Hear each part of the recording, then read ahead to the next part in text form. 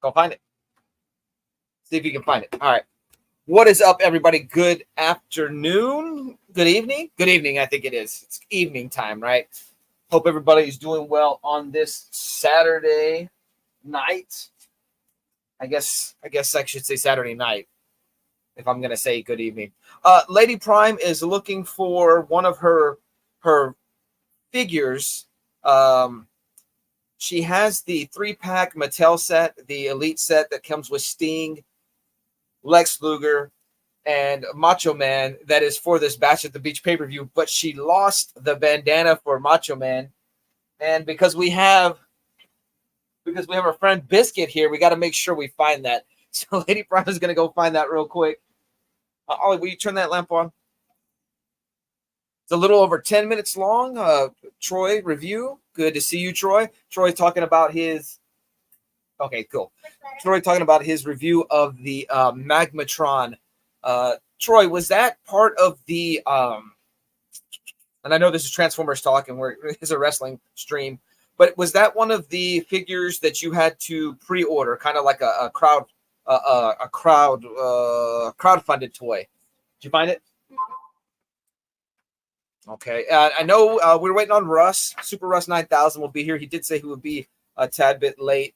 And then James, DJ, said he will be here in a few. I know he just got out of work, and then he had to return back to work because he's done something that I've done on more than one occasion. I brought the keys home with me, and I had to drive back. Okay, no, it's not. Okay, sweet. I know that I think it's Star Saber or Victory, something like that. One of those. Is it some of the guys from the Victory series came out? Oh, look at this. What's up? Oh, was I not supposed to connect to my earpiece? Oh, hold on. I turned my volume down. Okay. But I can't hear you. Did I ruin my volume? Oh, looks like it froze. Okay. I'll add him to the stage in a bit. No. Trust me. I've done it multiple times, and it's just because you're so eager to get out of work. I just got him in trouble. All right, let's see. All right. Oh, I can hear you now. Marco. Dang it, man. I just got you in trouble because I added you to the stream before you were set, and so you're not supposed to go live while driving. Oh, Bethany. Bethany saw a little clip of you. Yeah. So my bad. No, you're good. I turned off the camera and I have you on my earpiece. I got to run right back up the road to work and drop off my keys. Yay! I've done that on multiple occasions. We have really deep pockets on our vest at work, and if you're not paying attention, you'll walk out with all kinds of things. Sometimes even product, and you got to take it back in. Done that before. Ours are usually the scanning devices and our audio devices usually. Right on. Did you find it? You sure you had it when you brought it over? Yeah. Okay. So Robin was here early. Robin was here at 6:30. She likes to be the first comment. Neil Nice. At 6:53. We have Robin, Neil, and Troy. Troy's reviews was here. Nice. Hi, Trey. Good to see everybody. Let's see. Bethany joined in the chat. She said because you are a dummy. That's why you brought the keys. Troy is letting me know that Magmatron he got through Amazon. So I'll have to check it out. Thank you, Robin. I already have a bad record with keys already. Yes. Lady Prime even posted something to her story on Instagram. Crafts by Bethany says, if you saw how he drives, you'd say the same thing I did. Wow, thanks. Neil Collect says you need deep pockets being married to Lady Prime. So yes.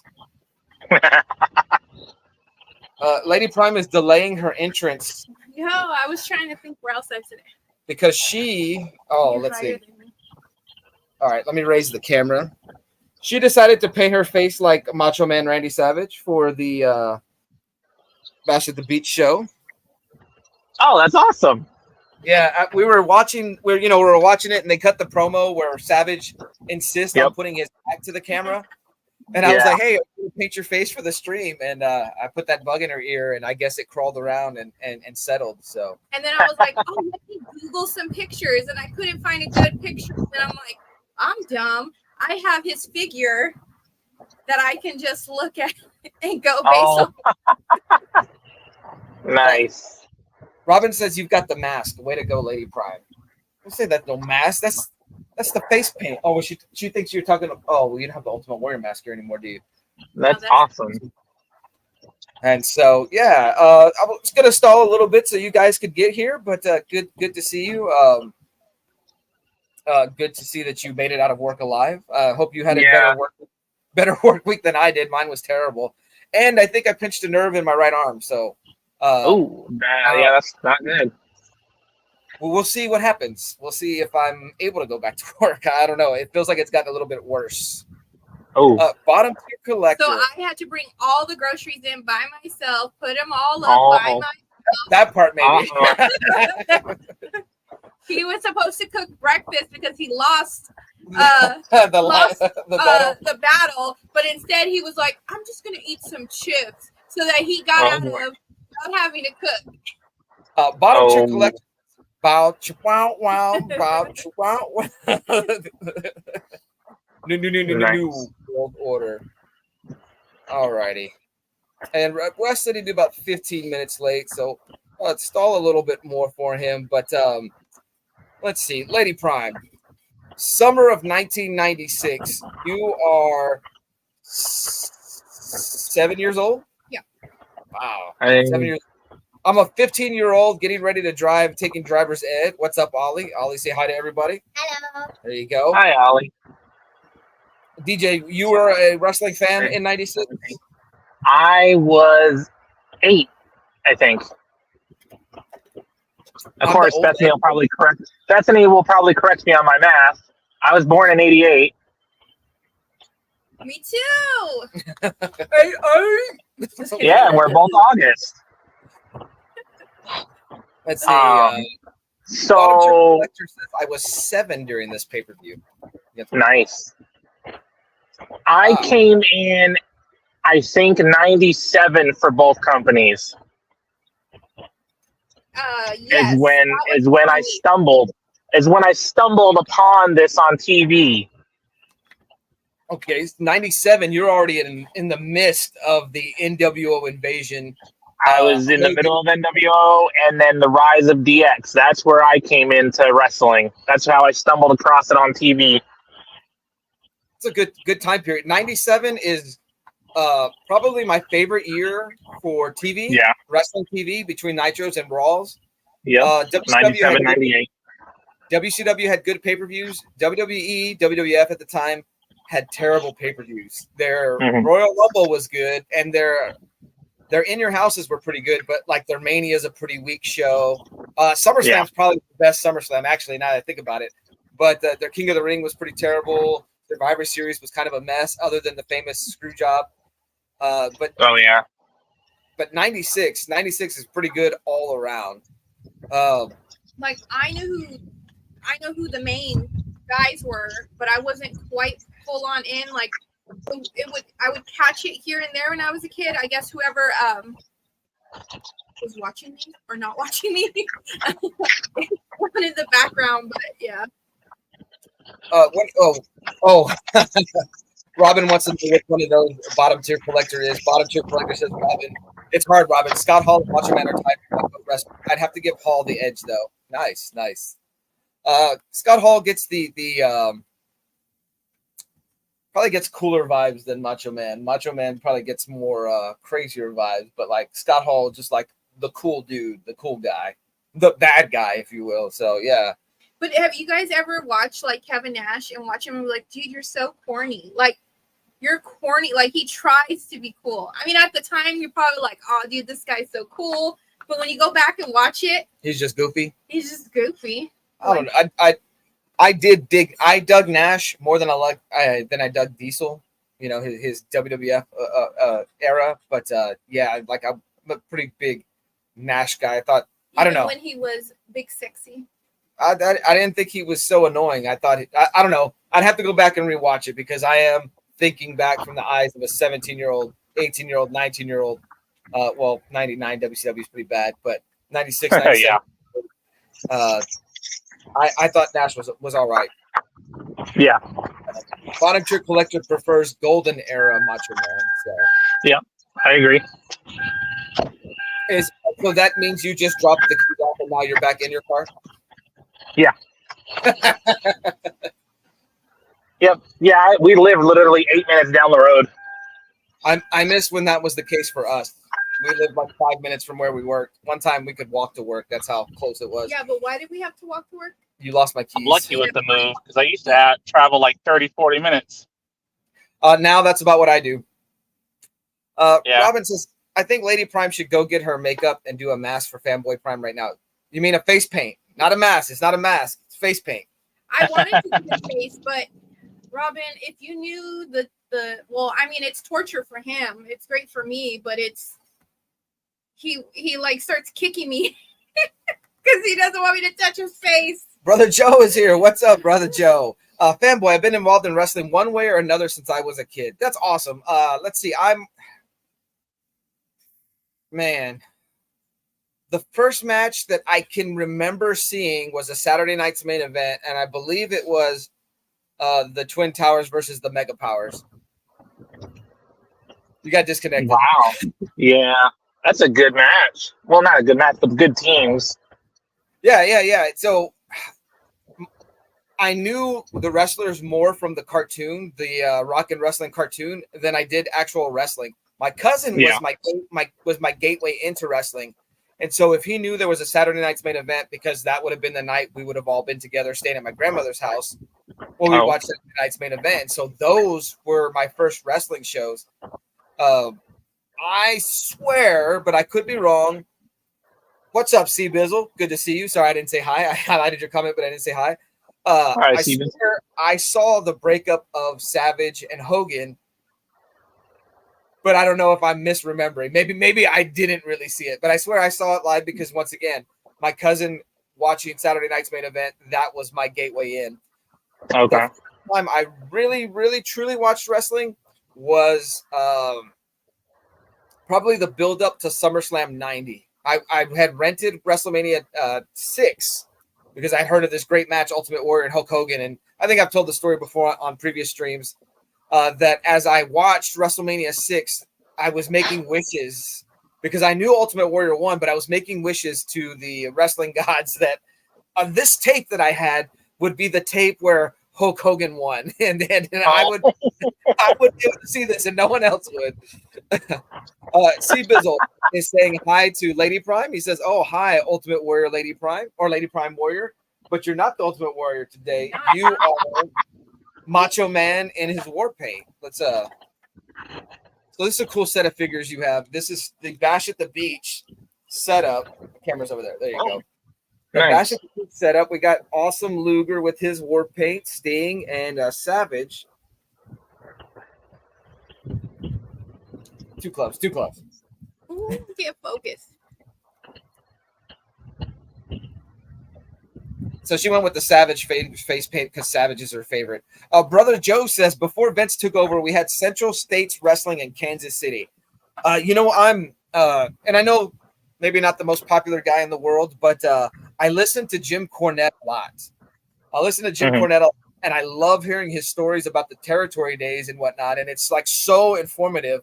I'm not a Cornette hater. I drink the Kool-Aid, but so I'm listening to him talk so much about the territory days, and he's going show by show through January of 1984, I think, and he's talking about his days in Mid-South Wrestling. And so I've started watching Mid-South Wrestling on the Peacock app, or Peacock, And so, yeah, it's been an experience because older wrestling, it's like harder for me to kind of get into, just because I feel like it's dated and it doesn't translate very well. So I'm Yeah. trying to be more patient with it and understand what I'm watching is of the time. But it's been pretty cool because I do love to hear those old stories. Super Russ 9000, what is up, sir? What's up? Sorry I'm late, guys. No, no Welcome, worries. welcome. Did you get your bank issue resolved? I know you posted a little bit about it on Instagram, I think. Yeah, but it's gonna be like 10 days, I think, till a new card comes in. Man, all that Yeah. finance stuff when Where when it goes haywire, it's Yeah.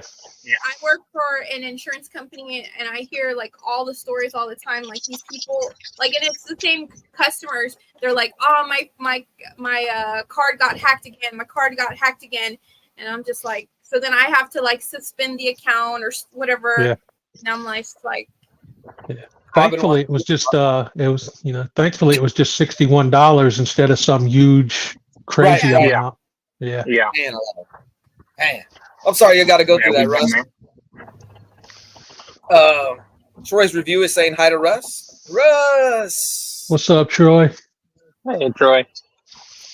Bottom tier collector is saying, I've been trying to research my area's wrestling history. Gulf South Wrestling is really Alabama's claim to fame. And I know nothing about Gulf South Wrestling, so I'd have to look that up. Brother Joe talking about wrestling in Kansas City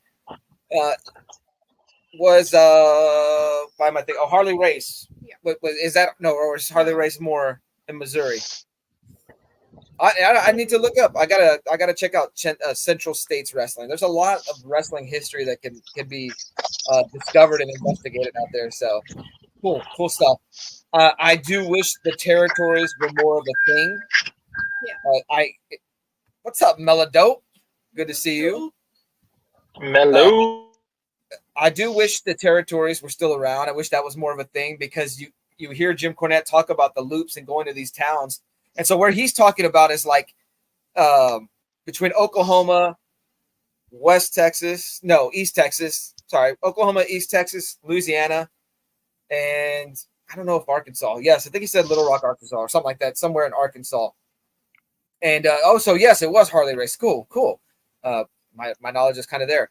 And he's talking about a bunch of towns in Louisiana that I recognize the name of because every summer when I was a kid, we would travel to Monroe, Louisiana, Rayville, Louisiana. But he's talking about some of the other towns there. And I'm like, man, it would have been cool still with territory days because they would go in loops and with maybe once every month or every 2 weeks, 3 weeks, you could catch another live show.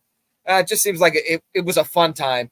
And I had made mention of it on a comic haul video I did talking about the Who's Who comic series where, you can read about the characters and they give you a profile on it. And it's kind of outdated. It's kind of pointless now because you have the internet. And Brian LCS made the comment on this, oh yeah, the internet ruined everything. And it's kind of like not necessarily the internet, but the world we live in now. Everything, your mom and pop stores get bought up and everything's a big corporation and wrestling's been monopolized. Of course, now we have AEW, TNA still hanging down there. You've got your other wrestlings. What is it? Game Changer Wrestling, GCW. I don't know if Pro Wrestling Guerrilla is ever going to make a comeback. You got Major League Wrestling, but you don't have it in the territory days like that way like you did back then, where you could see multiple shows, perhaps everybody had a different style. Yes. That's another thing. You've got to adapt to your styles now. You have the WWE style because it was the dominant thing for so long. So, like to think that Macho Man was considered a high flyer. Like, I'm not trying to be mean, but I'm just saying, like, I mean, wrestling's evolved and de-evolved depending on who you ask. So, Russ, fantastic haircut. Thanks, man. When I saw that post, Russ, my heart dropped because I thought it was him. And I was like, there better not be hair everywhere. No, I think I did it the day before, or we did it the same day. I think I don't know. Did you do it for the same reasons as me? It's just that summer heat. It's getting summertime. It's getting hot. I keep sweating on the back of my neck when I'm trying to lay down. I just had to buzz it off. Oh, and I think Troy said he did the same thing. So, yeah. Great minds think alike, man. That's So right. did Absolutely. Absolutely. DJ said you guys are catching up. He said that you guys are behind. That's what it is. So I did the same thing. I had to cut it off. It's too hot out here. If we all ever get to go to a con together, man, we just go complete stone cold with it. That's right. That's right.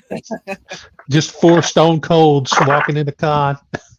Yes, actually, I had short hair, like really short hair. I will have to dig up a photo. Like I cut my hair like super short when I was going through a skater goth era. Cut my hair really short. But that's probably the shortest I've ever gone. Well, there you go. Inquiring minds want to know. Hold on. I forgot to do this, and I meant to make one of those spinning wheels, and I was going to hit it, and it was going to land on a wrestler. But we'll just do this. We'll do this because you have a Sting figure here. Before we dig into Bash at the Beach 1996, I have a Sting figure here, so we'll use Sting as our guy. And Russ, I'm going to ask you, Sting, one of your favorites, right? I know you talked about looking for a Sting AEW figure or, getting an Elite. Yeah. Sting was the one that got me into wrestling, made me a fan. Nice. All right. Favorite Sting match? Oh, wow. He's had some great matches over the years, man, especially with Flair.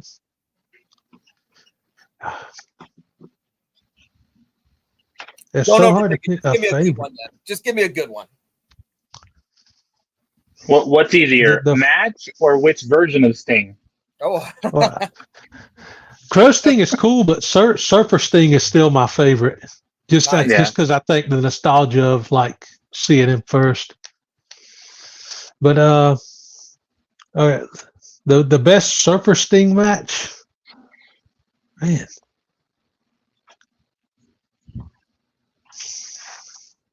I got to go back to the one where he first won the world title, man, against Ric Flair. I was just going to say that's the only one I can't remember if it was 1990 or 1991.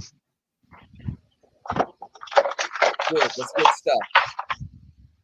I think it's one of my favorite Crow Sting matches was when he fought DDP in WCW. Yep. Because that was like 2 of my favorites going at it. I didn't know who to pull for. Bethany says you can make your own sandwich because. Well, look what Robin wrote. Robin said, make him a sandwich, then you can deliver it to him in the room so that you could be on stream. Bethany says he can make his own sandwich. We got Wendy, so he technically already has one. Yeah. A favorite Sting moment? Maybe not a match, but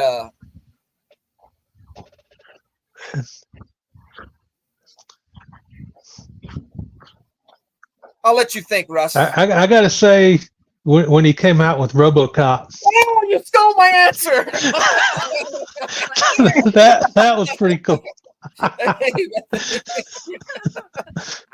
Oh, you stole my answer. That's awesome. I so wanted Mattel or was it Jack Pacific to make a RoboCop Sting 2-pack, dude. Like I needed it. Oh, that would have been awesome. Oh, that would have been cool. 2-pack, imagine the 2-pack. Oh, that's a great answer. That's a great. So there's been some debate over the years who was actually playing RoboCop. Was it Peter Weller or was it his stunt double? But I believe it has been confirmed that it was his stunt double playing RoboCop that night. But Capital Combat 1990. So it's funny. I just saw a video on that like a couple days ago. They were talking about how they couldn't let anybody touch them because they were afraid the like armor would fall apart and stuff. Oh, wow. And they showed like a close up where he was walking backstage and part of like the leg armor was starting to fall off anyways. Bottom tier collector says when Sting came out from under the ring and beat up the NWO Solo, that fires me up to this day. Did he come from under the ring or did he come from the rafters? Oh man, those were awesome. Oh yeah, the rappelling down.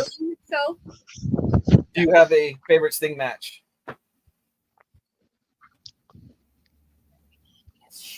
so when I started watching it, he was already black and white he Sting. was black and white Sting, and then he hadn't Same. wrestled it was like a year. Yeah, pretty much, yeah. Like a Yep. year. Or he went over a That's year. when I think. came into it. Yeah. Oh, man, that one's hard. That one's hard for me. I just remember moments. All right. Him, NWO trying to get him to align with them, and he wouldn't. And then a bunch of Stings. What was it? Sting was wearing a Sting. Yeah, mask. and then he takes the mask off, and then he's the real Sting. That's a good one. That's a good one. That's that one, and then man, I just drew a blank. How about his WWF appearance? I mean, that was cool. It was. I mean, obviously we know it wasn't going to be the same because he was older. Yeah. And I mean, he did cool stuff in TNA. Yeah. I did like when he upgraded his Sting face paint to include like the Joker look. Hey, just give me the thumbs up. That was pretty cool. Or you want me to add you already? Okay. I didn't want to add you before you were ready. No, you're good. You're good.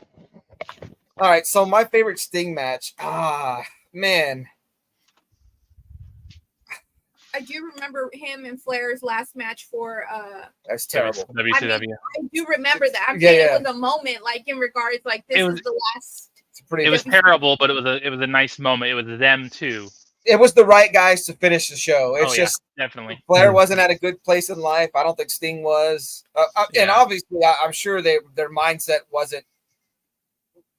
They were trying to figure out what's going to happen. Yeah, I'm sure. Kind of, what are we going to do now? Because they probably didn't think they could work for Vince. Brother Joe's got a great Sting moment. My favorite Sting moment was when he introduced the Shockmaster. Oh man. And we got a partner who's going to shock the world because he's the Shockmaster. Roll through the wall with the bedazzled Star Wars helmet. Yep. Just as bad as World Tightest Slide. So, favorite Sting match, I think it's and I'm gonna misremember it. I don't remember. What was it? That banger in TNA with Jeff Hardy? Oh Jesus, man! Victory Road or something. It's a WCW pay-per-view. I think Lex Luger can't make it for the tag team match, and it's like Booker T or Stevie Ray teams up with him to take on the Legion of Doom or the Road Warriors. I might be misremembering that, but I just thought it was so cool at the time that because Sting and Luger were tag team champions at one point too, on multiple occasions. I think like it was closer to the early 90s and then in the mid 90s when Luger came back. And I just thought it was so cool how Sting could transition from being, and back then, I mean, you weren't always doing tag team. Nowadays, you wrestle tag team matches, you wrestle singles matches. It's not as big of a deal. But I just thought it was so cool that here's this guy who can be a tag team wrestler and then transition to a fabulous singles career. If I have to think of a singles match, one of his matches with Vader. Oh yeah. Whether he won or lost, I always thought his matches with Vader were really, really good. I thought they were a good matchup. Here's the unstoppable force, Vader, this immovable object. And here's the underdog Sting just fighting, and eventually getting a victory. My favorite moment, there's a moment in AEW where Sting jumping off the ladder. Oh yeah. He's jumping off everything. And it's like I laugh about it because he's way too old to be doing it, but not, the knock on AEW is they're just eventually someone's going to die in an AEW ring because they're sloppy or whatever, and whatever. But he still had a love for the business even at that age, being that old, that he was willing to do that. He wanted to do that, and no one's going to make him do that. This Sting, like you're going to tell him to go climb up that ladder and take that dive, and maybe he didn't nail it the way he wanted to. Maybe he didn't get as much air as he wanted to, but it's just a cool moment to see somebody who gave his life to wrestling for so long. Oh, yeah. He was still willing to try to entertain the fans. So my favorite, it's cool he didn't land on his feet like Edge. his hairline would keep going back. and he would just add more black. That's wrong. That's wrong. Why would you say that? That's so disrespectful.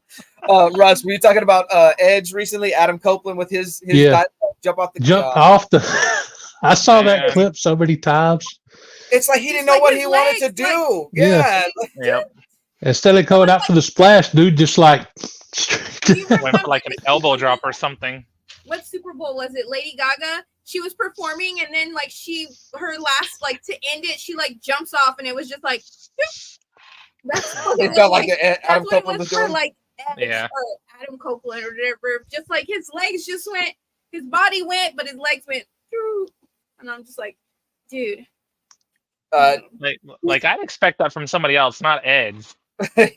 No. I don't know. When I see it, I'm like, I can't get into it as a fan. I'm as a concerned person. I'm like, when we were at the War Games for NXT War Games in 2017, she was literally like in her seat, like shaking. She was so worried that Adam Cole was up there. Adam Cole was gonna fall because the way he held it on, like. I couldn't even enjoy it. I was like legit nervous for it. You're having an anxiety attack in your seat. I really was. I'm just like, I don't want to witness it. Like, yeah. Robin says Robin says she likes Sting. Volunteer Collector Vader is the GOAT big man. He's pretty good. One of the originals. Just a guy coming from Japan with that strong style, if you will. Mm-hmm. Robin says she liked the baked potato with cheese, but because Bethany mentioned the Baconator and fries. DJ, favorite Sting match? Okay, so I might, hopefully I don't remember it wrong, but Cactus Jack and Sting. 91, it's a good one. It's a good one. 91, 92. Just somewhere around there. If that match was Falls Count Anywhere Beach Blast 1992. Yeah. That was Mick's favorite match for the longest time until his match with Randy Orton. Yeah. I remember Orton seeing that. Yeah. I think I think that's what made me go back to watch it is him saying that in one of the interviews or something like that. And again, just like Lady Prime, that's when I came into WCW is seeing this Sting, the Crow version Sting. The match obviously sucked. But the buildup was awesome. Just seeing all the different antics that he did, that he'd take out all the NWO, it was just awesome. When you say the match sucked, you're talking about Hogan and Sting? Hogan and Sting. I've thought about why. It's just the buildup was there, but I don't know. It just felt like the match didn't deliver. You know, is that the one where Bret Hart came out at the end and restarted the match? Yeah. Yeah. You'll hear Hogan talk about Sting showed up out of shape. He wasn't tanned and stuff like that. Yeah, okay. Hogan will say that about Sting, that he showed up, he wasn't in shape, and he wasn't tanned, and there was some Hogan says there was some concerns about putting the title on him. Now, when I hear that, I'm like, well, Hogan didn't want to drop the title, you know? Yeah. But that don't work for me, brother. But then Sting will kind of admit that, you know, things necessarily weren't kosher in his life and stuff like that. So yeah, there was a point. I know that there was some issues that he was having, but this is the first VHS. My uncle got it for me. He worked at a pawn shop. That was my first VHS that I got, and I watched it. And that's when I learned about like Surfer Sting, and I was like, "Hey, who is like?" This is a whole different world for me. That it opened up my eyes, and I'm like, there was more than the Crow. Than the Crow. He had to die. I thought they were two different people at first because I didn't know any better. I was like, are they the same, really? So yeah, I watched that tape so many times. So yeah, and then once that, I was like, I need more. Give me more VHSs. Well, see, I only knew about WCW at first, and my grandfather, he had taped a bunch of the WWFs. He's like, "Oh, is this what you're interested in now?" I was like, "Yeah, it's really cool seeing them jump all over," because I didn't know, jump all over and do all these little tricks and stuff. He's like, "Oh, look," and then he opened up his case and just showed me like SummerSlam recorded, King of the Ring recorded, Survivor Series, you know, WrestleManias. I was like, "Holy crap, this is awesome!" So he was a fan before you? Yeah, I guess he had watched it growing up too. He was originally from New York, so I guess, you know, kind of around the area.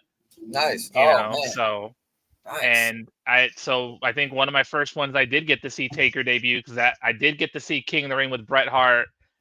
Those were my first actual pay-per-views because I didn't know any better, coming in and watching all these old things.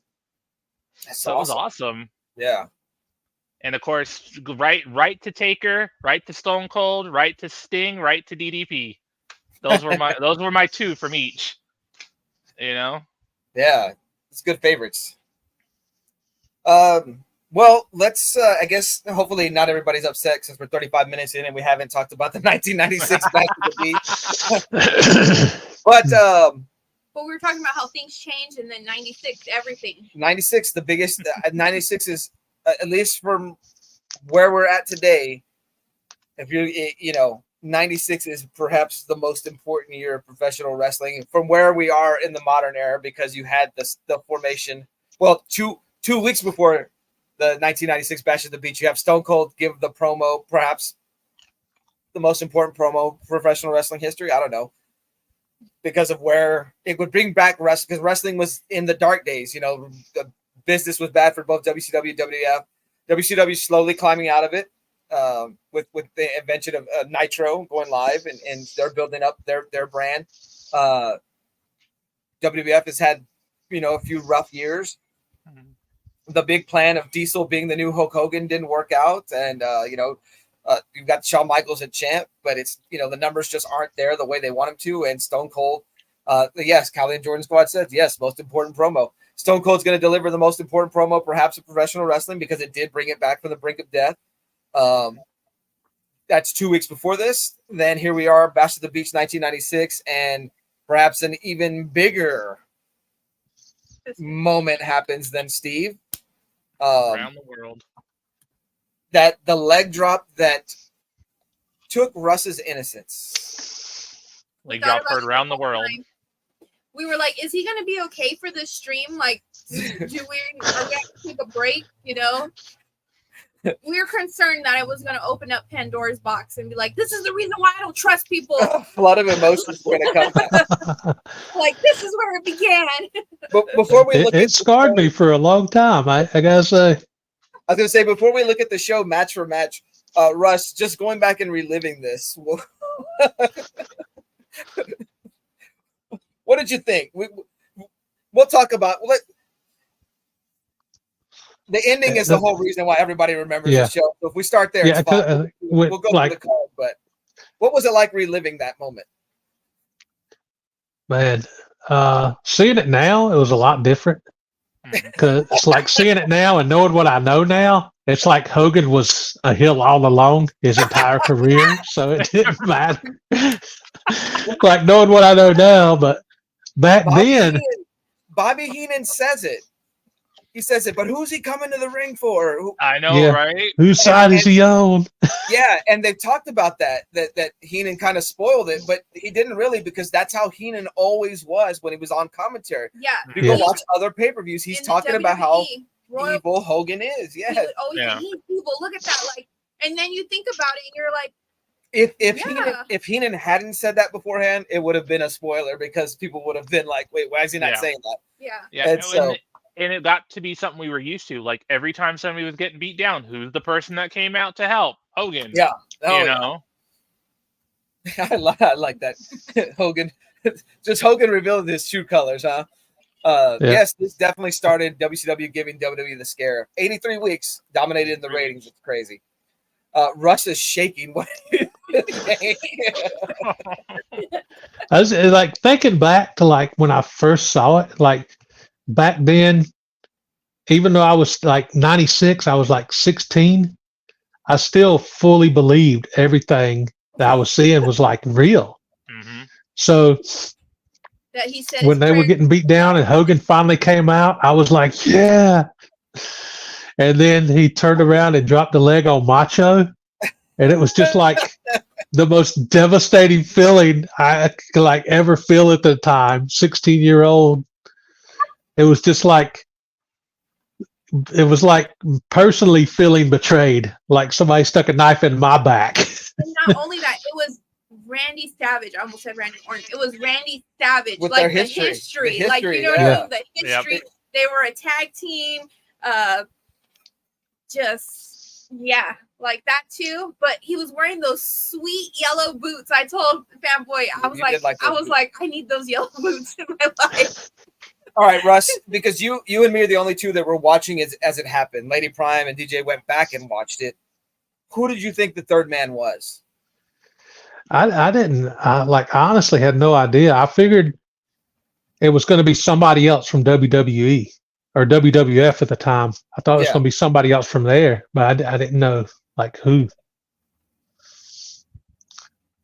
But that was my first thought. It was going to be somebody else from WWF. Yeah. I didn't even consider it would be anybody in WCW. Do you remember who was not in WWF at the time? He left right after WrestleMania 12. Warrior? No, that's when Warrior came back at 12. So Bret Hart, after losing to Shawn, he would still be on some of the European tours and stuff like that, but he wouldn't be on WWF TV. Oh. So my greatest fear, because Bret Hart's my favorite wrestler, is that he's going to WCW. And I wasn't. I was a WWF homer, and so I was certain it was going to be Bret Hart, and that my heart was going to get broken. And so I've told this. I think I've mentioned it in our stream before. Watched the pay-per-view on a black and white TV about this big, smaller than a tablet, and we were able to tune in the pay-per-view, and without paying for it. And I think we all tried to do something like that. For whatever reason, this TV was able to tune through the snow, and so I was able to put to get the pay-per-views. And so when my stepdad's, he's sitting there watching it because even the storyline had gotten him hooked. And as Hogan's walking to the ring, he says, "That's the third man," and I was like, "No way, no way!" And Hogan drops the leg, and history as we know it is changed forever. What was I gonna say? Nightwing. Yeah, Nightwing. Mine for you guys, I can't speak for me. Like that, it would have been Shawn because of the whole curtain call. No, Shawn was the champion. I didn't think that would happen. But I mean, I just say that because I get what you're saying because Hogan jumped ship and here's Hall and Nash. Why? I'll tell you this, Russ. It felt so real when Hall and Nash started showing up. So real. When I saw that stuff, heck yeah. So I can see why you would say that we would think it was Shawn, but no, I didn't. I never felt in my heart of hearts that it was Shawn. I thought for sure it was Bret. It makes total sense that it was Hogan. Yeah. Because he was the WWF homeboy. Nightwing brings up a good point, and I never thought about it. He says, I thought it might have been Luger coming back from the back after being taken out on a stretcher, which that does seem. Yeah. So and I wonder if that was done on purpose to throw you off. I wonder. So which would have made sense too, because Luger had barely come back from WWF, not but 8 months or 9 months before that. So, wow. I would have never thought. Oh, that was a good point.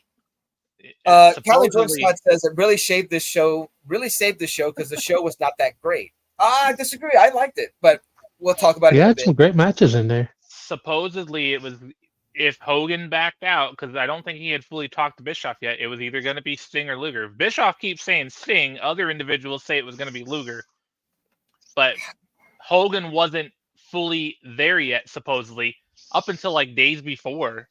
Up until Hogan thought somebody else would get the spotlight. Yeah, basically. Yeah, he was like, no, he's not going to outshine me. I've always heard Sting. I've never heard Luger, but that would have worked. I think if it would have had to have been between the two, I think Luger would have been the better of the two, just because Sting needed to be the hero. Yeah. Sting needed to be face. Yeah. And it would have made more sense because Sting is WCW. He was never WWF. Luger, like you said, had just been there, so it would have made sense. What did you guys think about Team WCW? I liked it. The 5 minutes they were there, cool. But then it was just Macho and Sting. Well, here's why I say because Luger had just come back from WWF. Macho was, a WWF guy. Mm-hmm. To me, Team WCW should have been like Sting, Flair, and WCW people. Yeah, it makes sense. I don't know, But I wonder if they did that. I wonder if they did it that way. I wonder if they did it that way though to give red herrings because Macho was WWF and Luger was WWF. So maybe like who's going to turn on them in the middle of the match? That's a good point. I was sold on them as a team just because they all had the Sting style face paint. To me that was the coolest thing back then. If more football teams would put on the Sting face paint as a team and do it, maybe the Cowboys could advance in the playoffs. No, not the Cowboys. Okay, no. Can you imagine Luger dropping? Can you imagine Luger dropping the leg on Macho? Poor Miss Elizabeth. Oh, I have a little issue with Elizabeth in this pay-per-view. But I don't. She looks fantastic. No, I'm talking about the way she looks. It's the way she acts. She's supposed to be Flair's one of the. Oh yeah, yeah. She's just she didn't change as a heel. You know what I mean? At least Woman was, letting Mean Gene yelling and screaming and doing all these heel tactics and she wasn't. She was still in the mindset of the lady of wrestling. The valet. Yeah. Well, that was my only thing. I don't know. Because I was going to say she had more experience doing that, but no, Elizabeth was there with Savage for so long. But maybe Woman had more knowledge of the business because coming from Kevin Sullivan and whatnot, whereas Elizabeth just had knowledge of what Savage told her to do. I don't know. But it was also different because she came from WWE, and there was a certain way that they had her do they presented it in her Woman, she's more nitty gritty. She came from the trenches and worked her way up. But that did bug me. I'm like, you're supposed to be a heel. Gotcha. It didn't seem like it. No, it seemed like she was just there because she was doing all. Woman was doing all the spots to help her man Flair. Hey, I wish Peacock had all the episodes of WCW Main Event. Because this was like a 4-hour show because WCW Main Event was the hour before the pay-per-view. They used it as the way they used to use Sunday Night Heat in a similar way. Because I'm looking, so here's the show that wasn't on the pay-per-view. This was on Main Event. It was the Steiner Brothers versus Harlem Heat for the tag team titles. Steiner Brothers defeated Harlem Heat for the tag team titles. And the Harlem Heat was the champions. Bobby Walker defeated Billy Kidman. No idea who Bobby Walker is. The Rock and Roll Express defeated Fire and Ice, Scott Norton and Ice Train. That match took 2 minutes. Bobby Walker and Billy Kidman took 2 minutes. Tag team title match took 5 minutes because remember they're on TV. And then the main event was Eddie Guerrero defeated Lord Steven Regal, 3 minutes and 38 seconds. And then it became the pay-per-view. But I didn't even know that. So what you're saying is they invented WWE Speed back then. Do you watch that? I've seen things here and there. I haven't watched any of it. That's Bobby Walker. I remember that cat now. I mean, it's a good premise. It's a good premise for the high flyers and stuff, but nobody wants to see a 3-minute match. I just saw something on Instagram that Andrade. Oh, no spoilers! Is the I saw the same thing. Yeah, I saw it. I'm just like, he left AEW to come here, and now he's doing this. Basically, the equivalent of the 24/7 title. It wasn't. He left AEW for different reasons. It wasn't the same working environment backstage. So, I can't diss him for whatever. He's getting paid, and he's working with his fiance again. Wife. I'm sorry. You're right. Wife. So. Make sure you list that.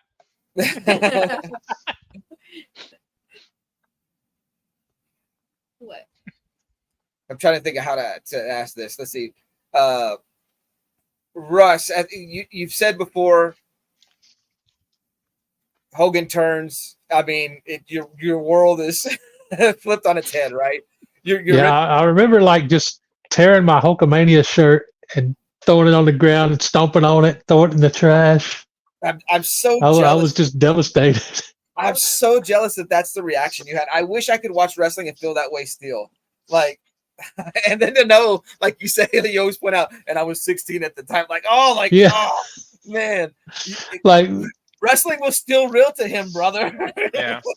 So it was for a while after that too, man. Because I remember, like when like you were talking about earlier, the Sting Hogan match. Even though it had like a bad finish, I was still like so excited to see Sting finally come back at the end and get the title. Like I was still so hyped at that point. I was like, "Screw you, Hulk!" Oh man! So fanboy, is there no moment or match recently that makes you feel like that? Just because you said that, so I was curious. I can't name the last time like a match has like really like popped me where I was like, whoa! Like, don't get me wrong, I get into the matches and I love the matches and I love a good match, but there hasn't been anything that were like, I don't know, that there hasn't been a moment where I felt I lost myself. Okay. Like I can watch a movie and I'll catch myself crying because the story of the movie, whatever, I caught me in the emotions. Yeah. I really thought Cody Rhodes winning would have me tear up, but that ending was just so phenomenal that I was just like, wow, what have we seen? Like it kind of took that moment away because it just, not that it was a bad thing. It was huge. Oh yeah. I can't say there's anything that really caught me off guard. Maybe the last time, of course, it's like already 10 years ago, when my cousin popped when he thought Undertaker was going to lose to Triple H. Like he popped. He jumped out of his seat. Like, he's like, whoa, we thought Triple H was going to let himself book himself. The Hell in the Cell? No, the year before. Oh, the year before. Okay. Yeah, the Hell in the Cell one, the only moment that kind of got me is when Shawn super kicks Taker into the pedigree, and then I was like, okay, that would have been like one of the last real moments where I was like, whoa. And okay. I don't know. I'm not saying. I'll tell you what. When CM Punk came back, his first on AEW, the Rampage, like I was like, okay. I mean, smiling, just like happy that this guy returned. This guy who I wrote off and said, "Oh, I'll never want to be his fan again," and then just see it. Like I lost myself with that crowd. But like as far as match wise, like a match itself, I feel like I haven't let myself become a fan because like I could tell these stories and then sometimes you can see the story where it's going beforehand. Yeah. Callie and Jordan make a good point too. What's up, Glenn? Sneaking Superman. Hope you're doing well, man. And Otaku Tour Guide. What's up, wrestling fam? Tour Guide. Your name says Taco. Hey, Taco. Yeah. Hey, Taco. Callie and Jordan Squad says the last time I think for me was the return of the Hardy Boys, but did not have a long-standing effect. Nothing in AEW has a long-standing effect. Everybody shows up as a superstar and becomes just another guy. I am learning the value of. Callie, is it the AEW return or the ladder match return of the Hardys? Oh, now the WrestleMania return, that was crazy. Oh, that was awesome. The same thing happened. WWE just. I mean, it did, but just oh my god, them coming back. No, they don't. They still care about tag team wrestling. I got one for you. When Edge came back. Oh yeah, the Rumble. Oh well, see that I was more mad though because we had talked about going to that. We talked about going to that, but I didn't go. So, but it brought something out of you. Okay, now, Callie and Jordan Squad is talking about it at WrestleMania. Okay, that's what I thought. That was a fantastic moment. The only thing that I kind of like took me out of it is like, why would the New Day give another tag team this spot and not book themselves in the ladder match? If they really wanted to sell it for me, they would have added themselves to the match. Yeah. AEW does not catch my attention that much. For me, was the pay-per-view last week or 2 weeks ago? AEW 2 weeks ago. 2 weeks ago. 2 weeks. How was it? You watched it? I have not watched it. So there was what matches did I say was really good? There was a Roderick Strong. Roderick Strong is an amazing wrestler. We've seen him many times. Like he had a good match with Will Ospreay. That match was really good. Who else had a good match? I mean, I enjoyed the Tony Storm and Serena Deeb. Serena Deeb. That was a good match. Man, what was another one? I'm gonna say hi to Robert Springs. What's up, Robert? Good to see you. Hey, Robert.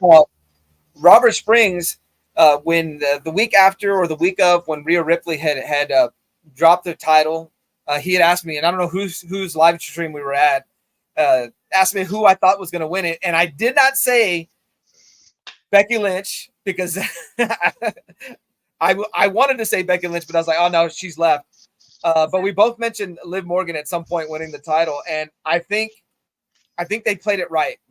Bring Becky back, let her win the belt, and then let Liv take the belt from Becky. I think that was a good thing, just to legitimize Liv a little bit stronger, make her look better. And I love the direction it's going. Her taking everything from Rhea, I think it's cool. Oh yeah. Even getting with Dom, I think Dominic Rhea coming back as the baby face. Or I was about to call her Sasha Banks, but what's her name? Mercedes Moné, and then that Willow Nightingale. That match, it was, if you watch that match, the crowd really, really likes Willow. Yeah, like they cheer for I'm gonna call her Sasha, whatever. Cheer for her, but like the crowd was really behind Willow. I like Glenn's comment here. Seeking Superman says, "What about all ego Ethan Page showing up on NXT? AEW let a good one go." I agree. I think Ethan Page should have been better booked, better protected. Guy has a good look. Guy can play a good heel. He should get off social media and stop posting about buying wrestling figures and stuff. But that's just a personal preference. But somebody else said that too. Who was it? Jim Cornette. I love Jim Cornette. Yeah, see, WCW always goes back to WWE. So cool seeing Liv progress. I am happy for Ethan Page. I thought he should have been given a bigger standing, bigger spot in AEW. I did enjoy. There was one random collision where they were in his hometown, and he had a world title match with MJF. Good match, and the crowd was solidly behind him. No, I'm not. I don't really hate that he shares his wrestling figure passion. I don't really hate on that. I like the idea of stars. The less you see sometimes is more. Yeah, there was an interview that the less you see is more sometimes. Gosh, I can't remember. Dennis Quaid was talking about that. There's no more movie stars anymore because everybody just lets themselves be all over social media, or they're not afraid to appear on TV anymore. That's all I meant by that. But we buy wrestling figures all the time, so it's cool seeing him. It's cool seeing Matt Cardona do it too.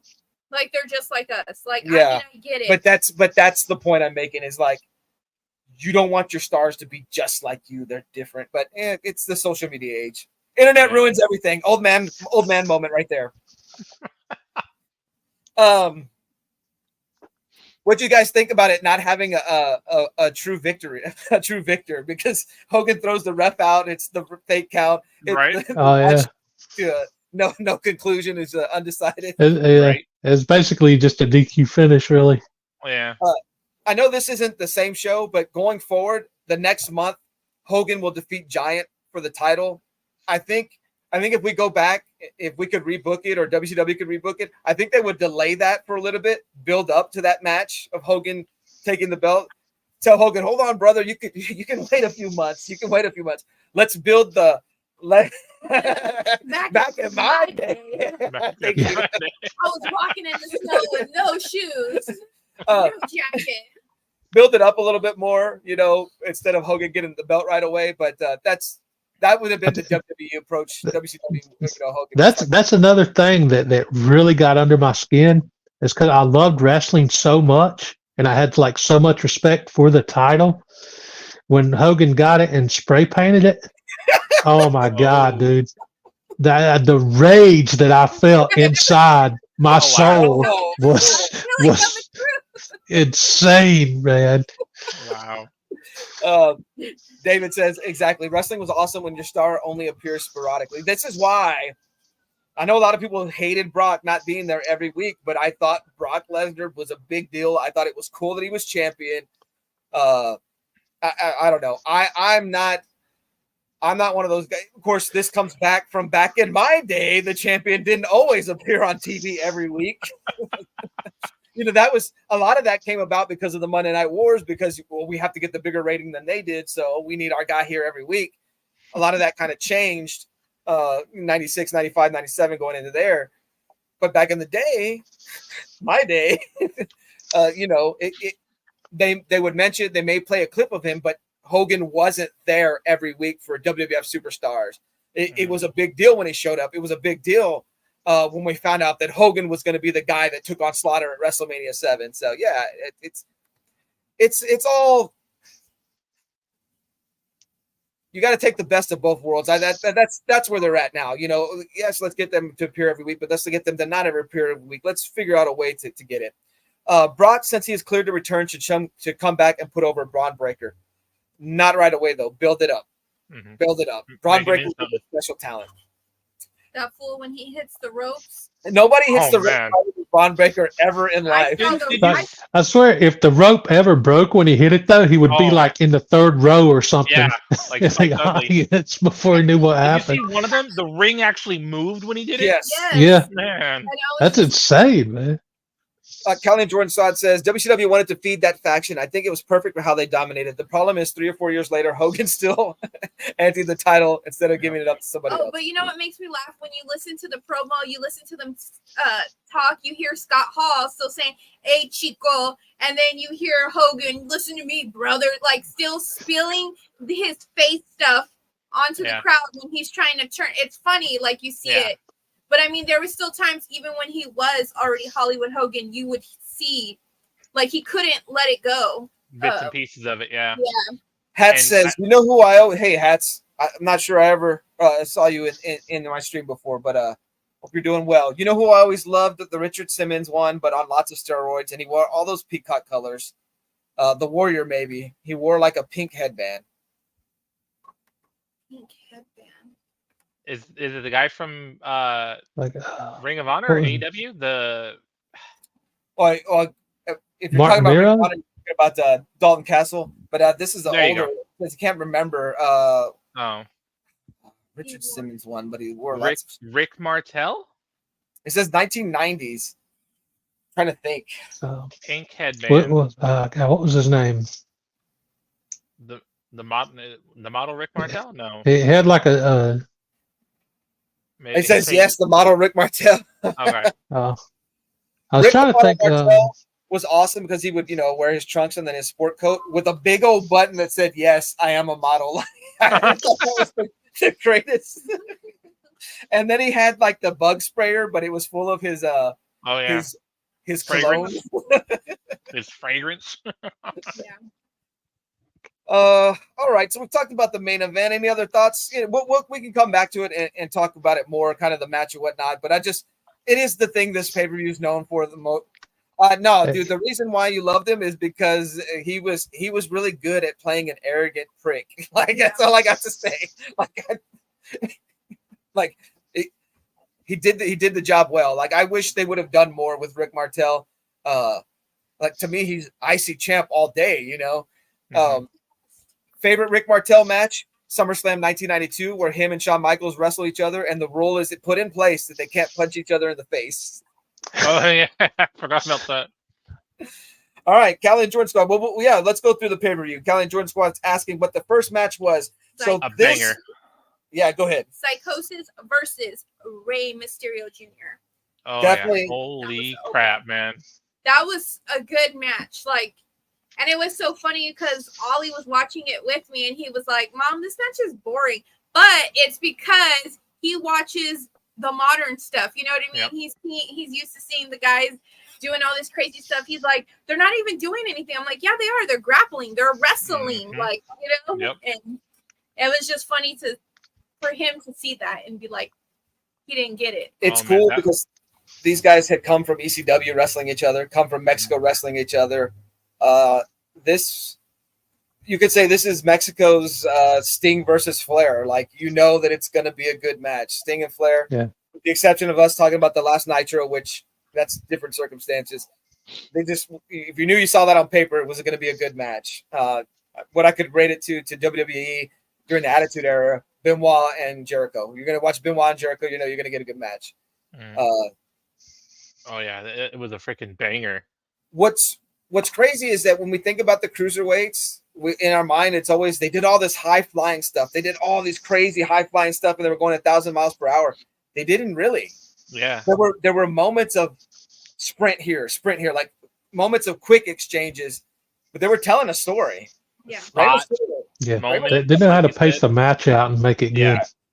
It still had all the high flying stuff, but it had a good match. Rey Mysterio selling like he was a car salesman. Yeah. Oh yeah. But it's so funny because like you see it's all brand new, and then you hear like all the commentators talking about it, and they've never seen anything like that. Yeah. And they're like, "What's that move?" or "What's this called?" Yeah. It's funny, like Bobby the Brain's reaction every time, like Mike Tenay would say, like Hurricane Rana or Asahi Moonsault or something. Why are you saying so the many Brain words? would just be like, "What?" Yeah. Yes, exactly. Oh yeah. But now that you mentioned Bobby the Brain, Russ, we had two of the all-time greatest commentators on this pay-per-view. Who did a better job? Dusty Rhodes or Bobby the Brain? Oh man! Oh come on! Dusty is the man, but just the Brain's like comedic timing and responses are like just second to none, man. Bobby the Brain was incredible.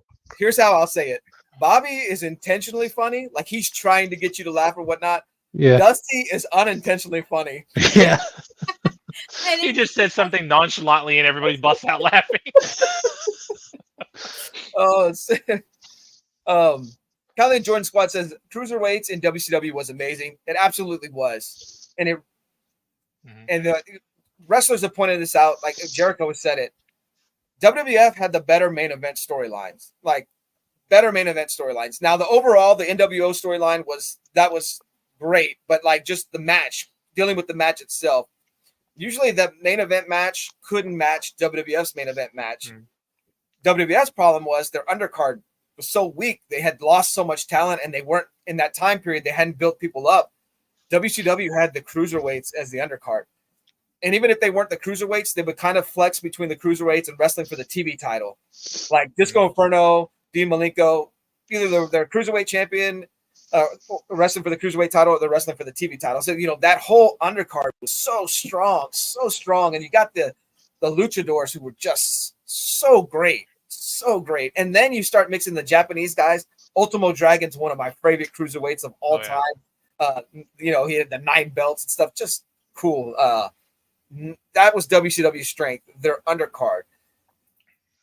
They had the star power name-wise. Maybe those matches didn't deliver, but they had the star power in the names. But their undercard, man, it was awesome to watch those guys go. Kelly Jordan Squad says WCW for the N64, I think, was the best wrestling game up to that date. Yes. I have the Mayhem. You have Mayhem. You don't have World Tour? I don't think so. Oh, I saw it yesterday. We should have bought it. I didn't know. Yeah, I want to bust up my 64. Kelly Jordan Squad says the commentators were awesome. Bobby was the best. Bobby the Brain was the best. Yeah. Yep. It's Dusty when they have the dog collar match. Someone mentioned something about Hang Ten. Oh, I was going to say that. Yeah. Rey Mysterio gets the win in the opening contest at 15 minutes and 18 seconds. Match-wise, work rate, match-wise, telling the story in the ring, maybe the match of the night, just that good. There was that one spot that I don't know. Psychosis takes from the top rope, and I guess he slipped or jumped or didn't time it, or there wasn't enough room. It's like he changes in the middle of it what he's going to do. It's almost like he lands feet first into a swanton rather than just doing a swanton to the outside. It's a really weird spot. I don't know what. It looks bad. It looks really bad. Not enough to derail the match. It's just it was one of the scary moments. And then there's a few times where they do a dive to the outside where like I said, they're not doing 1,000 miles per hour through the whole match, but there's little spurts. And the rails, I guess they hit that guardrail, man. He didn't take into account how close that guardrail. I don't know if in Mexico it's a little farther. But yeah, man, it just they're hitting that spot. And then we and seeing Rey Mysterio that small, like Oh yeah. the original size. Just like, man, that like don't break nothing. And, well, see, and he could take those falls, he could take those landings a little bit better because he didn't have the bulk on him, the bulk that would cause injuries later on. Mm-hmm. And then I was telling Lady Prime, like his pants were different in WWE. Like his tights a little. He's kind of changed them up now where they go into the boots, more Eddie Guerrero style. I think it hindered kind of some of his abilities wearing the bigger pants. The they're not Jinkos, but you know, Okay. They had a bigger like bottom. Sean, like when Sean went to Similar, yeah. That was a little different. I forgot what I was gonna say. I drew a blank.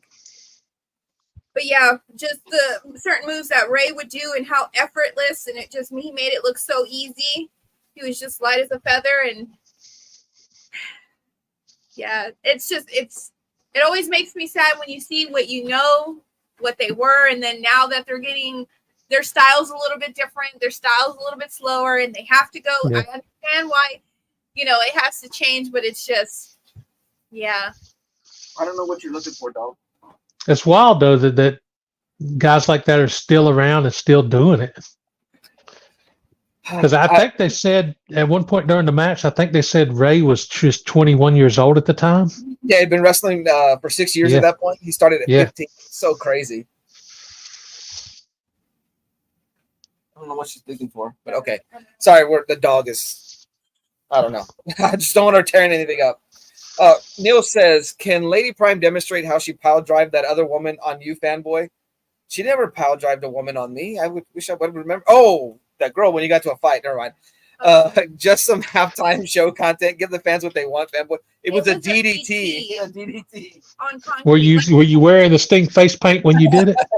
No, I was wearing my gothic makeup. I had my face was super white. I had black eyeshadow. I had my wired sunglasses. Not sunglasses, glasses, and then my super super short hair, and it was on concrete. I literally took a out of Jake the Snake's when he pile drive Ricky Steamboat. Was that the last? Is that okay? Then that please. Was that the last time she messed with you? Mm-hmm. Calvin George Squat. Wow, he was crazy. Yep. Any other thoughts on that match, Russ? But other than it just been an incredible match, man. Because it's funny, going into it and watching it again, the only match that I remembered was the main event. So it was like watching all of these again for the first time, really, because I didn't remember any of the other matches from the show. So it was just great seeing these guys in their prime again doing this. The one match I remembered, I didn't remember it from this show, but I remembered that at some point Conan would wrestle Ric Flair, and it just happened to be on this show. I didn't know this was the show it happened on, though. It's funny because the only thing I remember about Conan was him being in the red and black version of the NWO. I didn't remember his earlier matches before that. No, and then we laughed because I started Googling him because, I've not known him, but watched him as I grown up, and then you forget, time goes by, and then we hadn't seen him for a while, and then we started watching when we got really into Lucha Underground, and then we see him. He's an old man. He's walking around with the cane, and we're like, what happened? You were, it was just time had. You realize it's crazy sometimes to see them now and see them in such bad shape and stuff, because the memory is I just remember of how he was in the ring, especially after Ray lost his match and they formed, what was it, the Filthy Animals? Yes, that was very cool. I hate that Ray lost his mask, but I think that really elevated his career. I think it ended up helping it, even though it was such a sacred thing, to lose the mask, and then he didn't want to lose it. But I didn't know all that until later when I would watch documentaries and stuff, how they did them and treated them. Yeah, and that was messed up. But I was laughing because before he had the match with Flair, he did a promo, and he was talking to Mean Gene. and then he was like, leave whatever, Mexico, right? And then you go and you Google him. He's from Puerto Rico. He's Cuban. Really? I'm sorry, he's Cuban. Oh, I didn't even know that. He got real big in wrestling in Mexico. So. Yeah, he got big in Mexico. I mean, I get it, but it was just funny. It's just one of those things, like we were talking about Vampiro. I love Vampiro. I know a lot of people don't, but to me, I always thought he was like Hispanic. He's the most Mexican Canadian I've ever met in my life. He's a Canadian. Yeah, the gimmicks could trick like Razor Ramon.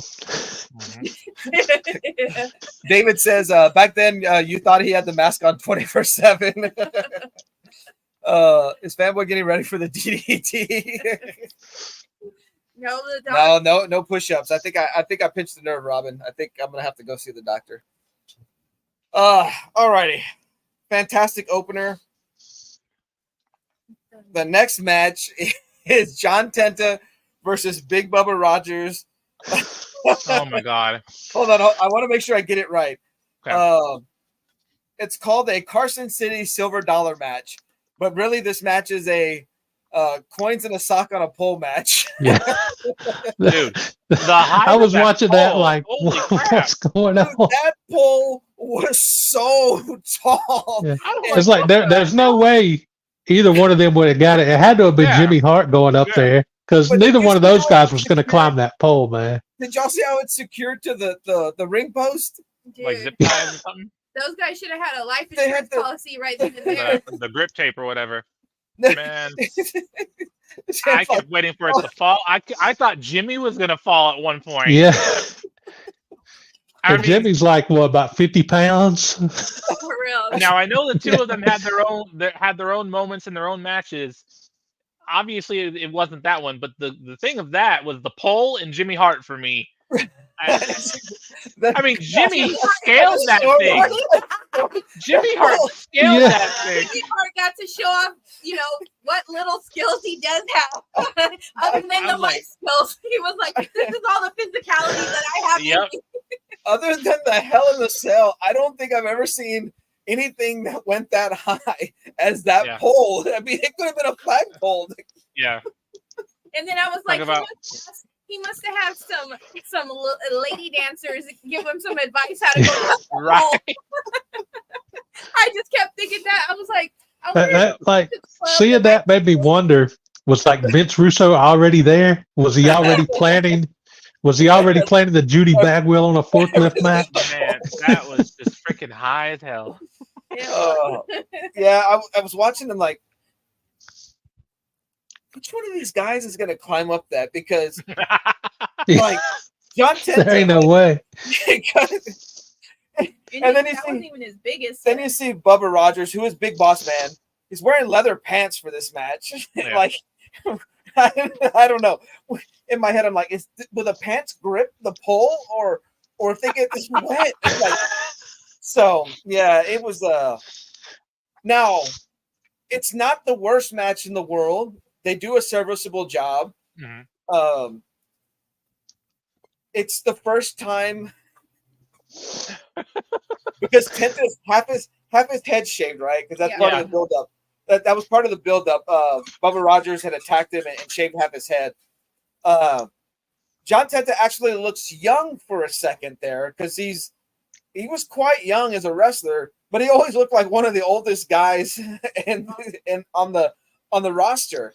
I think he's only like 25 years old when he wrestles Hogan at SummerSlam 1990. He already looks like a 40, 45-year-old guy. But for a second there, when you don't see all his body hair and half his face and half his hair is shaved, I think they did half his mustache. He looks like I saw the young man in him then that I hear about now. And, like I said, then I just thought he was one of the oldest guys in the world. Kathleen Jordan Squad. Oh yeah, Bubba Rogers was Big Boss Man. Yeah, and yeah, there's a reason why you don't remember that match at all. But if it wasn't for Jimmy Hart, man, that match would still be going on. Right? It would be going up that fall. It would be. I mean, I know the commentators at one point, and I think they either one of the men went for it. They were going to cut it or something. And I'm like, even if they cut the pole, that's a long pole. It's going to hurt somebody. Just bend the pole. That that pole would have been in the crowd. It would have to maneuver going through the crowd to get to that sock of quarters. But it wasn't the worst match in the world. Like, they did their part, and then Jimmy Hart getting the coins down. John Tenta steals the coins from him and takes out. And when he got pushed, I thought Jimmy was gonna fall. Jimmy actually caught himself. That was I saw the fear in his eyes. Right. Callie and Jordan Squad asked, "Is this the worst match on this pay-per-view?" I'm going to say no, and I'll tell you why when we get to it. Yeah. But I don't think it's the worst match. To me, it's the most it's the most WWF type of match on this card. Oh, if it was two other people, it could have been worse. I think just because of who they were. I think these guys were solid performers, and they were used to kind of working stipulation matches. And then not only that, it wasn't so gimmicky back then. As to now, like having a ladder match is like you got to do all this stuff rather than the point is just to try to climb the ladder. It did its thing. It was entertaining, and then I'll tell you what, this match would not have been as entertaining without that pole. Yeah. Just saying, like Jimmy Hart climbing the pole, that them trying to go for the. I think if it had just been a straight up one-on-one match, we would have talked about how it didn't belong on the pay-per-view and it was boring. I think the stipulation did add to that match. I don't think it's the worst match on the pay-per-view though. What did you guys think about the WCW ring? It's smaller, but I love the sound of it. Like I've always loved the sound of a WCW ring. Mm-hmm. All right. Next match is the taped fist match. It is Diamond Dallas Page and Jim Duggan at 5 minutes and 39 seconds. It's going to be solid. I looked down and the match was over. This is the rise of DDP because he had just come off a storyline where he lost everything. He was losing matches all the time. He got the Battle Bowl win, which that's that ring he has. And this is kind of where he begins his ascension to eventually becoming a main event player. Mm-hmm. I just kept thinking the whole time, I'm like, I bet you Dusty's happy DDP's in the ring working and not talking his ear off right now. He did. Dusty was one of DDP's biggest supporters. I'll say that. The match, I'm not going to say this is the worst match on the card, but if you guys were to say that, I could see why you would say it. It's just a match. It's just a match. Filler match. I don't think the tape fist had anything to do with it. It is, though, the second match in a row. Oh, yeah. Where somebody pulls out medical tape and tries to tie somebody up. Because in the previous match, Bubba Rogers tied up John Tenta's arm into the ropes. Mm-hmm. This time, DDP does it to Duggan's legs around the ring post. And the tape doesn't work either time, so get some new tape, guys. What I did think when I watched this match is I was telling Lady Prime, like, I thought Jim Duggan was always kind of a fat slob. Like, I just thought he was out of shape. But when I'm watching this match, I'm like, dude, he's in decent shape. He's like a legit strong guy. I don't know. And so I guess it's one of those things I had to go back and watch it to appreciate it. And I was telling Lady Prime that, like, Duggan, there's a guy on Instagram. He's called the Wrestling Historian. And every time he talks about Duggan, he always mentions how Duggan has great charisma. He's not like the greatest worker in the ring, but he got over. He was extremely popular. Oh, yeah, definitely. Because of his charisma. And I was like,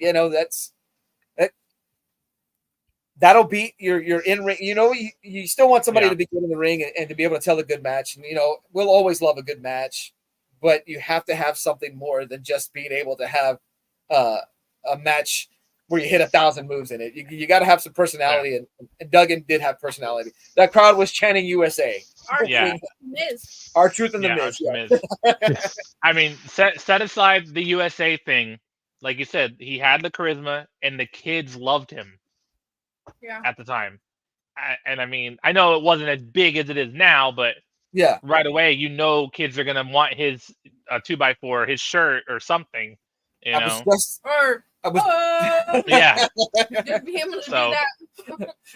I was going to ask Russ if he took a 2x4 to school ever. Because no. I did like Duggan in the early WWF days. Gotcha. And like seeing him, like, I think he was in the cartoon with Hogan, the Hulk Hogan's Rockin' Wrestlers. with Gotcha. Sergeant Slaughter and stuff. So I liked them from that too. But later, by that time in WCW, I really wasn't too much of a Duggan fan. I was more of a DDP fan. And like looking back at the match now after watching it again, the one thing that really like bothered me about the end was immediately after the finish, Duggan no-sold the Diamond Cutter and just got right back up and like knocked DDP out with the tape fist. That was like seeing that now. It's like, oh, why do you do that? Just no-sold the Diamond Cutter. DDP hadn't perfected delivering. Yeah. He was still learning how to do it. Yeah, he like I said, I looked down. Like that really like that threw me off. Like, oh, he hit the Diamond Cutter. I had to rewind it. I'm like, where? Yeah. It's like right after the 3, Duggan was like back up. Like, dude, come on, sell it a little bit. Quick, and then he nails him. Yeah. He nails him, and it's like he won the match. I am proud to say that because I was always, my stepdad made me get into heels. I always cheered the baby faces until 1990. My stepdad came around and so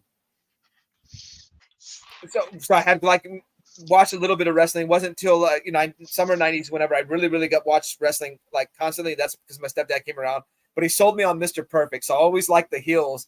And so I was a DDP fan through this. So going back and watching it, it's cool to remember that, like I said, this is the rise of DDP. He had come out of the losing streak. He had won the Battle Bowl, and here he's getting his wins. So the second stipulation match of the night, we went from a Carson City silver dollar match to a tape fist match. And to our third match with the stipulation, unless you guys got anything else to say on Diamond Dallas Page versus Jim Duggan. No. No, okay. The John Tenta Big Bubba Rogers match was 8 minutes and 53 seconds. Diamond Dallas Page, DDP and Jim Duggan, 5 minutes and 39 seconds. This next match is 11 minutes and 25 seconds. It's the Nasty Boys defeating Public Enemy in a double dog collar match. Is this the worst match on the card? I think so. I mean, for me, it was. It's like knowing what you said earlier, where they had like basically the Steiners on the pre-show. I feel like the Steiners should have been on like the main. Yeah. Yes. Because the Steiner brothers back then, when they were in their prime, they were an incredible tag team. Harlem Heat, one of my all-time favorite. Yeah, they should have switched those. Yeah. Yeah, Harlem Heat was incredible. The next Bash of the Beach came on, and it was the Steiner brothers. And I was telling Fanboy, I was like, dude, look at Scott Steiner. Like, this is before he went blonde. Big Papa Yeah. Pump. Yeah, before he went Big Papa Pump. W. Voggs came in, and he wanted to say hi real quick. Much love, y'all. Voggsy, if you're still here, have a good one. Love you too, brother. Callie and Jordan squad with the ho and the oh no when he heard the tag match and the switch. What I will say about this pay-per-view is it did have something for everybody. It had the cruiserweight match.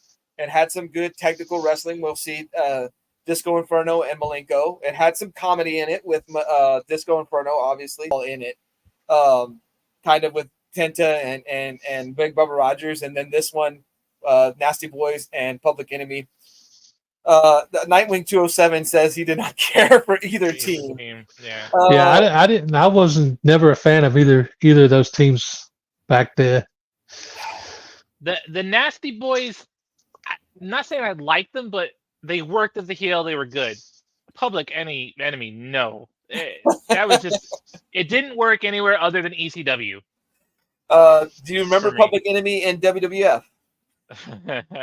I know they remember Farouk and Bradshaw. Oh yeah, I remember that story. That's for damn they basically. I think it was a month because you hear the Dudleys talk about it. They had seen, how Public Enemy had gone up against the Acolytes and what the Acolytes had done, and they say, "Hey man, we gotta go. We gotta." So they were just as stiff as the Acolytes were, and so. I love Bradshaw. I don't care what anybody says. I love. Oh no. I agree.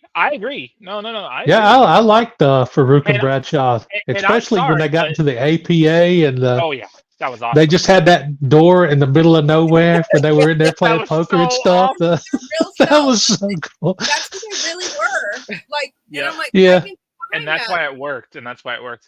I'm sorry, but I agree with it. May have not been right, but I agree with Farouk and Bradshaw all day long for that. They should. Anyway, yeah. No, I don't like Public Enemy. Nasty Boys. Yeah. They worked as a heel in the WWF. It was kind of stupid comedy-ish, but it worked for them. Like you said, this match should have been switched with the Steiners and Harlem Heat, though. Right. I mean, like I mean, said, the pay-per-view offered everything to it, and so they did give the fans that want to watch. ECW was popular at the time, so if you're trying to appeal to everybody, here's your ECW type match. Hardcore match, yeah. It's yes, your quotation marks hardcore match, yes. And there was a guy in the front row wearing a white ECW t-shirt too. So yeah, there's your one fan for Public Enemy there to cheer them on. I'll say this: this is the only type of match these guys could have. Like it had to have the dog collar. I don't know. It wouldn't have been good as a straight up one-on-one on a pay-per-view. If they were going to make it to a pay-per-view, it had to have some stipulation. I mean, but tornado, hardcore-ish, whatever. But didn't need the dog collars. Yeah. There has been a lot better dog collar or bull rope or whatever type of match you want. There's been way better than this. See, Seeking Superman didn't like the show. He says the card was so weak and depended solely on the main event. And the hostile takeover. The hostile takeover. How many times did you guys Which one? The hostile takeover? Is that what they're talking about? Could you imagine if somebody did a drinking game to that? They would not be awake. They wouldn't be awake to see the main event. Man. That's all I heard. Okay. So he says the card, right? All right. So put this card up against some of the worst WWEF pay-per-views.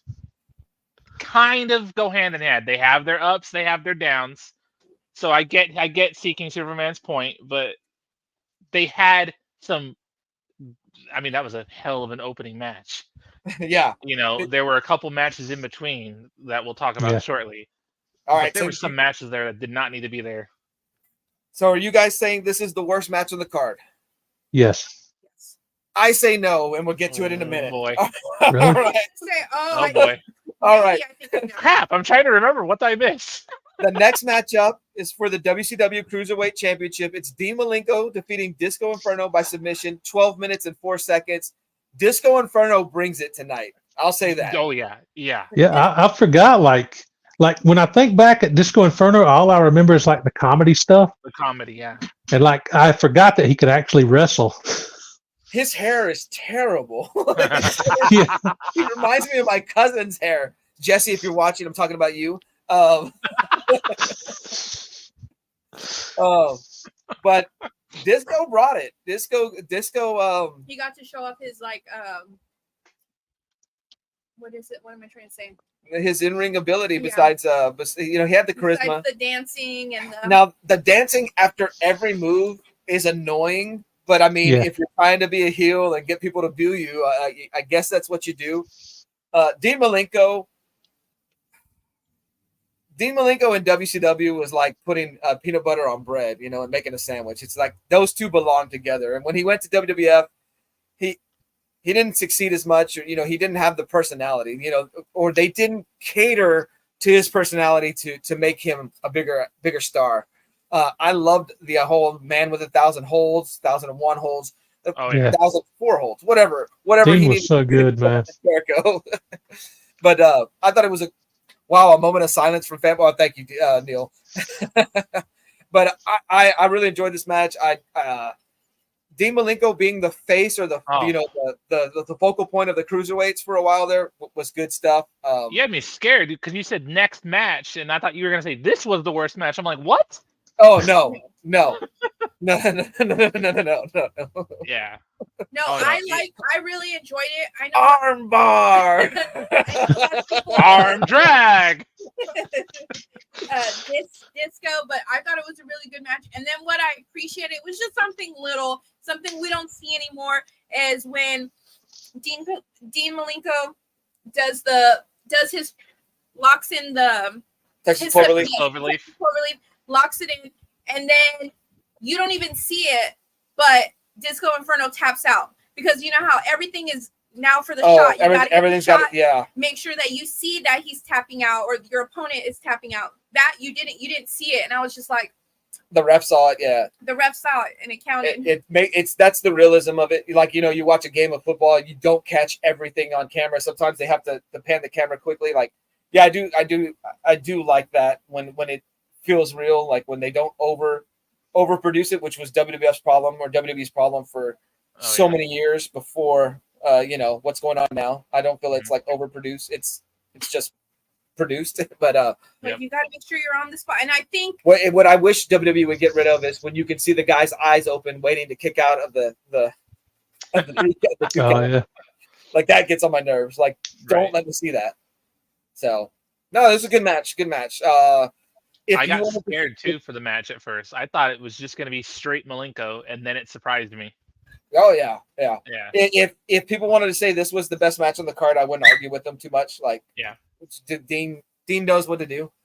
Oh yeah. And like I said, Disco could go too. He doesn't get enough credit either. No, neither one. I hate Conan and Disco's podcast though. They're keeping it 100. Those guys talk over each other all the time, and I can't think. No one gets a point out. You do the same thing. I know I do.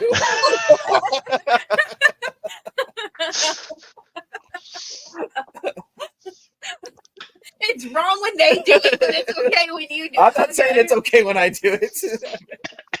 I got you. I'm just saying. All right. The next match is Steve McMichael with Queen Deborah. Oh, yeah. Okay. It was so bad I blocked it from my memory. I forgot about that match. I completely blanked on that. I forgot. I just saw it last night and I forgot. Steve McMichael wrestled a guy named Joe Gomez. I don't even know who that is. Gomez, the most generic name in the world. It's his real name. I forgot. DJ, you're in Arizona. If you don't know him, you live close to someone named Joe Gomez. There is a Joe Gomez that's right down the street from you, Super Russ. It may not be this guy, but there is a Joe Gomez. I completely How bad is that? I just watched this. He just watched this, and we totally blanked that match. I just forgot it happened. It doesn't exist. This is the worst match on the card. I got to agree with you on that. I changed my answer. It's so bad I 100% forgot about it existing. And you had seen Joe Gomez wrestle. What were we watching? They're Seeking Superman. I don't even remember Joe Gomez, and I was all WCW back then. Didn't watch WCW at all. That's awesome. That's awesome that there's to interact with somebody like. So here's the thing. This is not Joe Gomez's first run in WCW because I went to his Wikipedia page. They're talking about him, but this is his kind of return. He had returned a few weeks before. He didn't get to wrestle because he got attacked before the show. Mm-hmm. He wrestles Disco and the Nitro 3 weeks before this pay-per-view, gets the win. So that's kind of his first win. But as Joe Gomez is coming to the ring, Tony Schiavone is talking about how Mongo McMichael had turned on Kevin Green and that Joe Gomez was really offended by this. And this is part of the build-up for this match. But Joe Gomez had wrestled for WCW in like 1990 and 1991. He's on a Clash of the Champions. Like, I'm going to go look at that card. I'm going to go look for that match because Joe Gomez is only 32 years old during this match, and he looks like he's 52. And I don't know. I don't know why or who decided to put Joe Gomez on the pay-per-view other than we need to give Steve Mongo McMichael a victory. I bet they were like, oh, he looks like, I don't even know if that movie was already out. Desperado. Mongo? Oh, he looks like Banderas. At that point, was Mongo one of the Four Horsemen yet? Yes. He had just turned a pay-per-view before. They were doing the symbols and everything, him and Deborah. This is a pre. Deborah would have some work after this. She hadn't adopted any puppies yet. She had a puppy in the match, though. She did have a puppy in the match. You're right. Thinking Superman said, I just Googled him. It looks like the lead singer of Winger, 80s rock band. Okay, so we're talking about look at it. 6'4", 264 though. Come on. He had everything. How would you not do something with him? Yeah, or give him a different name than Joe Gomez. Oh man. Okay. He had Alan Iron Eagle and Bobby Bold Eagle were his other two names. Yep. I don't remember any of those. His tights had chains on them. Like, how do you have chains on your wrestling gear? And how did the other guys let you have that? Like, right? Oh man, it just I don't know. Dude's name was Joe Gomez. I can't get past that. Was that better or worse than the Yeti? No.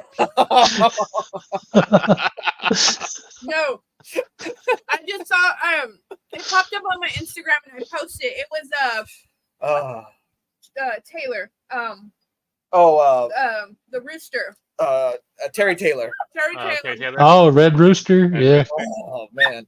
And he was all I'm like, what? Hey, Vince McMahon, man, he killed people. That was brutal. Okay, so on main event, I told you the matches went 5 minutes, 2 minutes, 2 minutes, 3 minutes. They let Steve McMichael and Joe Gomez go 6 minutes and 44 seconds. Like, oh man. Shockmaster, then Joe Gomez, followed by Yeti. Now, when you say Yeti, are we talking about the one in bandages, or are we talking about the one in a ninja outfit for whatever reason? I don't remember. I don't remember the ninja. I remember the bandages. I don't remember the ninja outfit. Was Yeti? Was that I don't know who it was. El Gigante from WWF? I don't think that's who played it. No, I could be wrong. Glenn will Google it for us, or you looking it up, DJ. Ronald Reyes, the Yeti, Reese. What? Joe Gomez literally just did a YouTube interview. Joe Gomez literally just did a YouTube interview yesterday. We gotta go watch it. I'm laughing at the guy. He probably gets more views per video. He probably has bigger subscriber counts. We gotta watch it after this. Yeah, we gotta look this up. Troy, I'll check out your Magmatron after watching Joe Gomez's interview. So he's not Giant Gonzalez, but the Yeti. Giant Gonzalez, that's what I was saying. He's not. Yeah. Do you remember Raven's Flock? Oh yes, he was Reese, the tall guy, Reese. So yeah, I remember Reese and Raven's Flock. Yeah, but we're doing fantastic vlogs. Not much anything else. There was another big guy. What was in that group?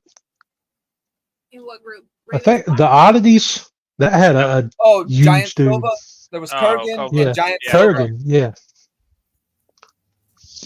That's who I was thinking it was, but that makes sense being Reese. Yeah, so it was Reese, and he didn't really do much of anything. Yeah. I'm surprised they didn't have Kevin Nash in that role after he played Oz. I was just thinking that. It was like the worst gimmicks ever. Like,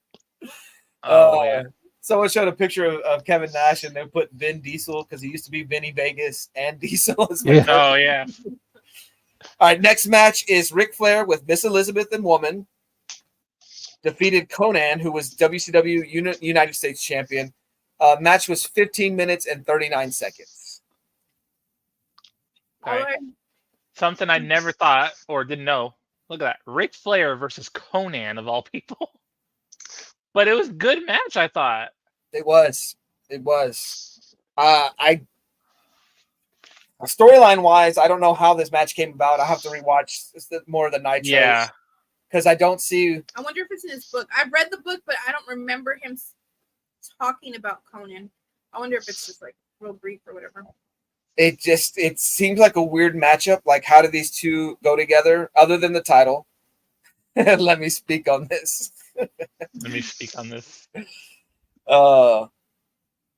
Pre gangster Conan.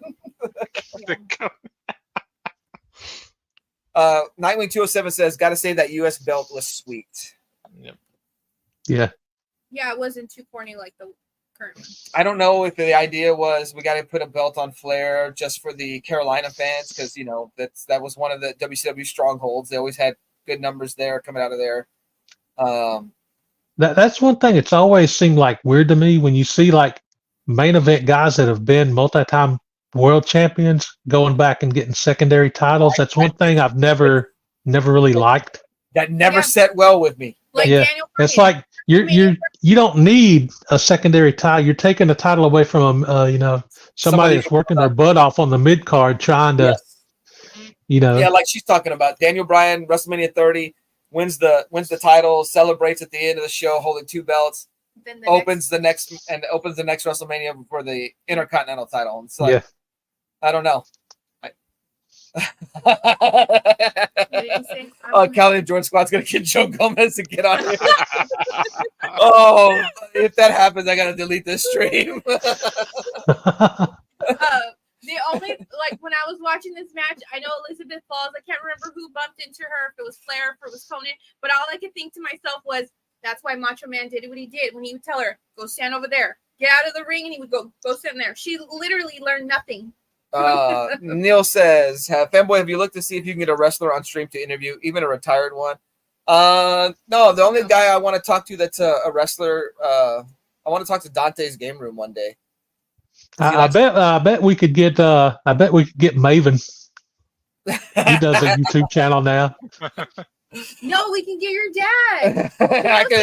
And I'll just tell everybody he's Tito Santana.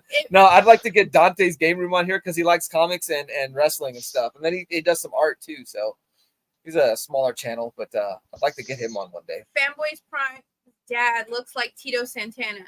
Like splitting image. And even as old men, they look like each other. And like I even lied to his grandmother, and I was like, "Oh, look at your son. His name's Hector, but she calls him Echo." And I was like, "Oh, look at Echo.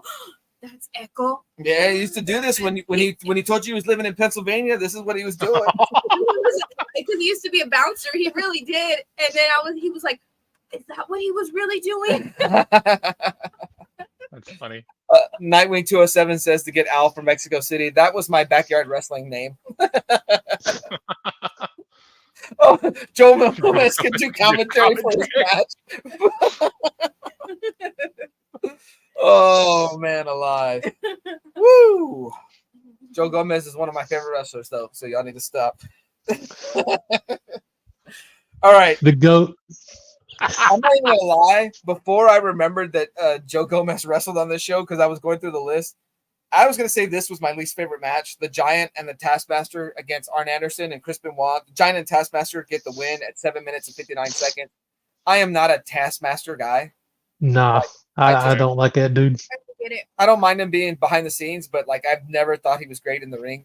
Robin says, "Don't ignore me either, fanboy," because I didn't highlight that comment. So there we go. I've got like conspiracy theory thoughts about Taskmaster. Oh, are you one with the Benoit stuff? Yeah. I've heard some of the arguments for it, and there's some that are really there's some people who really believe that. I don't know, man. I'm not like hardcore that you open yourself up to the possibility that because I just a lot of inconsistencies. Oh, you mean about okay, gotcha. Yeah. But I'm not like super hardcore that, it's just like just a conspiracy theory that something's not right there. 9.207 agrees. There's some theories out there that Callie George Squad is asking that Benoit is not responsible for what happened, that Sullivan had some hands in it. That's some of the theories out there. Wow. Yes, with that fateful night. Because I know you hear so many different things and so many different like theories and thoughts, and then you hear about like look at this, man. I didn't inconsistencies in the case. It's just, I don't know. Seeking Superman. It's hard to know what's true and what's not, and what's made up and what's an actual fact. Mm-hmm. So it's just like I keep an open mind about it. Well, there's that same line of thinking when it comes to Courtney Love and Kurt Cobain. There's a lot of people that have opened their thoughts to that. So that documentary that I watched, and I love Courtney Love as a musician. I like her music. I've always liked her music, but just sometimes. So what I do is you got to separate the person from the artist. It's hard. Neil Collect says Robin body slammed someone once. I don't know where that comes from. This is not the worst match by far, but it's just, I don't know. I didn't think it needed to be on the card. Do nothing. Yeah, I don't feel like it was just for that storyline. It comes off the heels of the awesome Benoit Taskmaster match. Like I said, I don't like Taskmaster on screen, but they did have an awesome match at the Great American Bash, the pay-per-view before. And then as Tony Schiavone said, it wound up in the restrooms. It round up in the restrooms. So I was surprised to see the Giant with the belt because I had completely forgot that he won the WCW title at one point. The Giant is greater than the Big Show. Like the Giant, so awesome in WCW. The way they booked him, Yes, and I don't know why that didn't transition. Except for the monster truck match with Hogan. that was rough. Oh no! When Hogan threw him off the rooftop. Yeah. Yeah, and then that was just week. That was another level. It's okay. He came back the next week though. Yeah. Who, Hogan? Big Show. He came back the following week. Giant, Big Show came back that night and won the title. Oh, was that night? I don't remember that. I thought it was the following week or night or something. No, they didn't. He was on that. He was on that Captain Insano level there. Oh man. Okay, but speaking of the Giant, look how fast he booked it to the ring at the end of it, though. Yeah. It was crazy, man. Like he was doing like top rope drop kicks, kip ups. You don't see somebody his size doing stuff like that. Him and Taker, man, before, and then Vince just no. Right. Yeah. And it's like, but it's something impressive to see. I don't know. There's a thin line to walk because you don't want your Giant doing stuff like that because it's like you don't want like a Sid Vicious thing where he breaks his leg when he lands in the ring. Yeah. But it's so impressive seeing it to know he did a moonsault before. It's like impressive. Think of what is it? The Viking guy, Ivar. Look at stuff. Man, holy crap! It's crazy seeing people that size do stuff like that because I can like sneeze and hurt my back. It's like, I'm not doing a moonsault. Yeah, I'll die. Yeah, we saw Ivar and I can't remember the other one's name. Eric. No. Well, he's Ray Rowe. Ray Rowe. Yeah. We saw them when they were Rowan and Ivar. No. Yeah. It was Hansen. Was it? He was Hansen and Rowe when they were in War Machine in Ring of Honor. Oh. War Machine, great name. War Raiders, terrible name. Viking Raiders, Viking Express. Remember what was that other team? The Highlanders. Robbie and Rory. Was that? Yeah. That Hansen, like, oh man, he's a big guy and doing crazy moves. moving the way a big guy shouldn't. But just the Big Show, whatever reason in WWF, it didn't. I don't know. Like, what a wasted opportunity. He should have been booked the way Brock Lesnar was booked after defeating Undertaker's streak. He should have been an attraction. He should have been booked strong. But as the Giant, like, oh man, it's funny. Like the first thing he did was like come up out of the ring and throw Stone Cold through the stage and or the cage and Stone Cold won the match. Great debut. And then after that, it was all downhill. Yeah. Next week in this podcast, watch Rodis do a moonsault live. that would be the final episode for me because I would.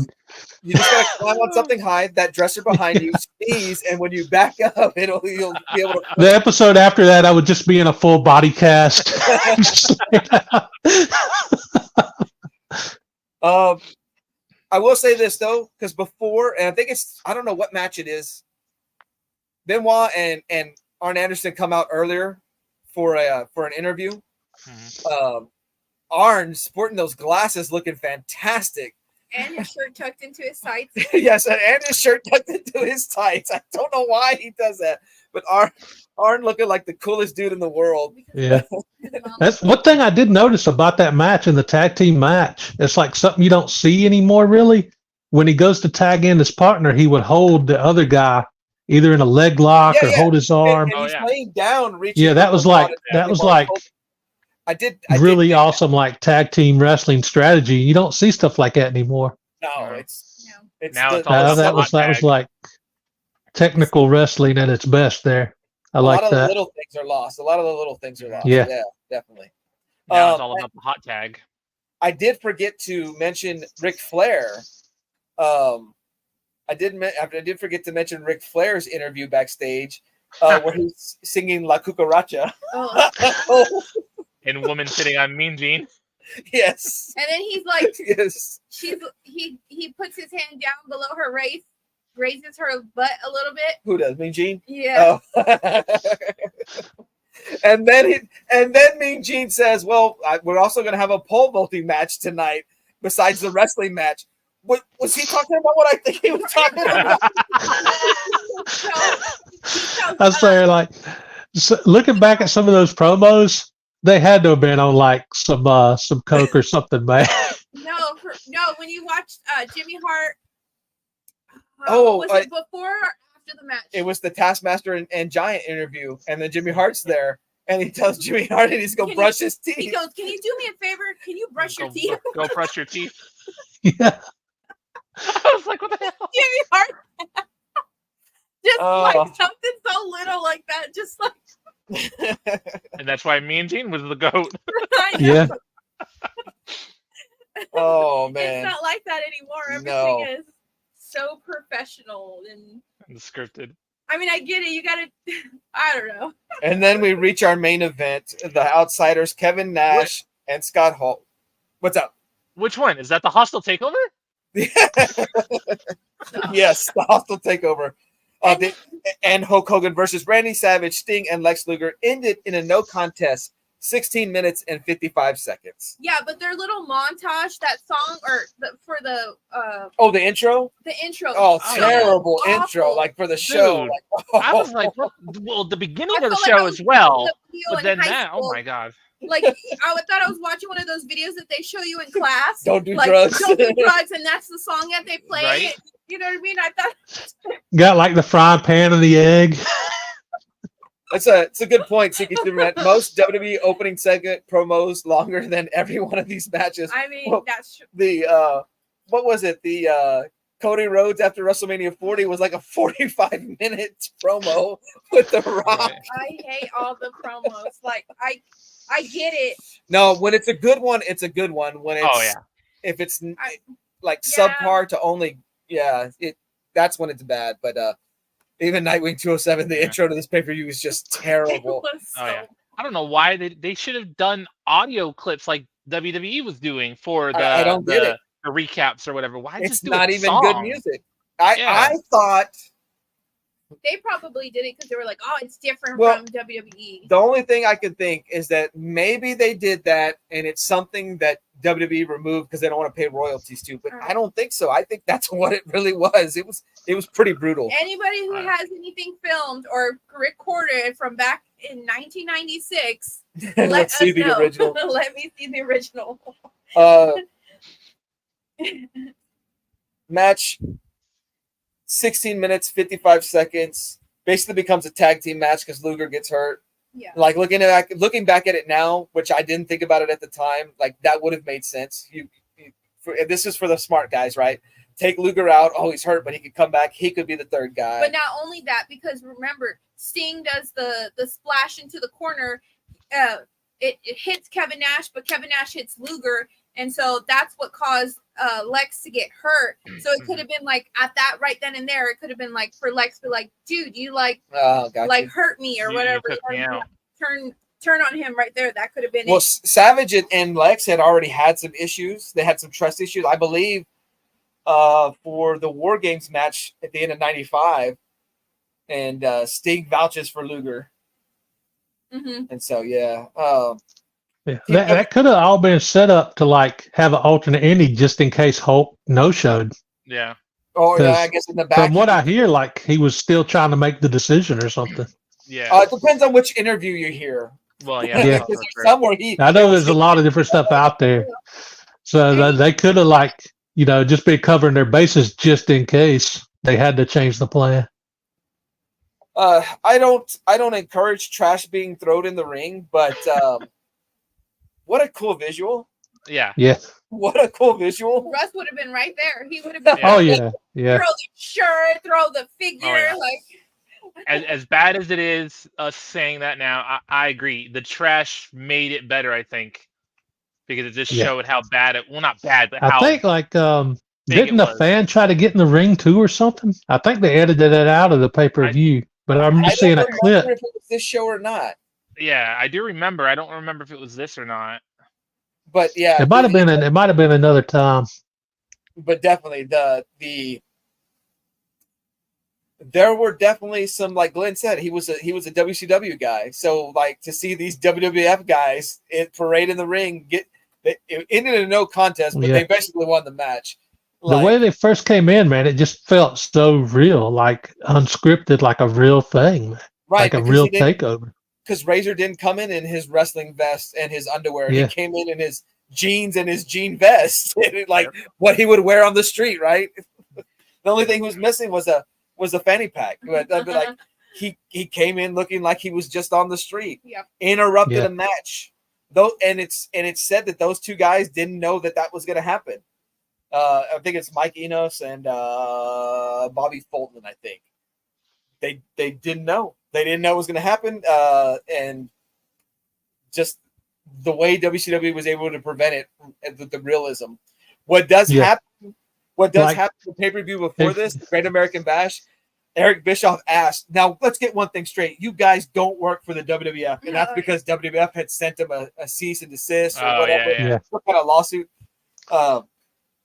That kind of put a ruin to it a little bit. But that's one of the things about back then.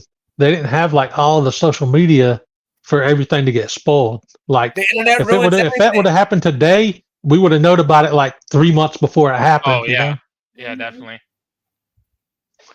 Yeah. You can't really get the shock and surprise of like reveals now.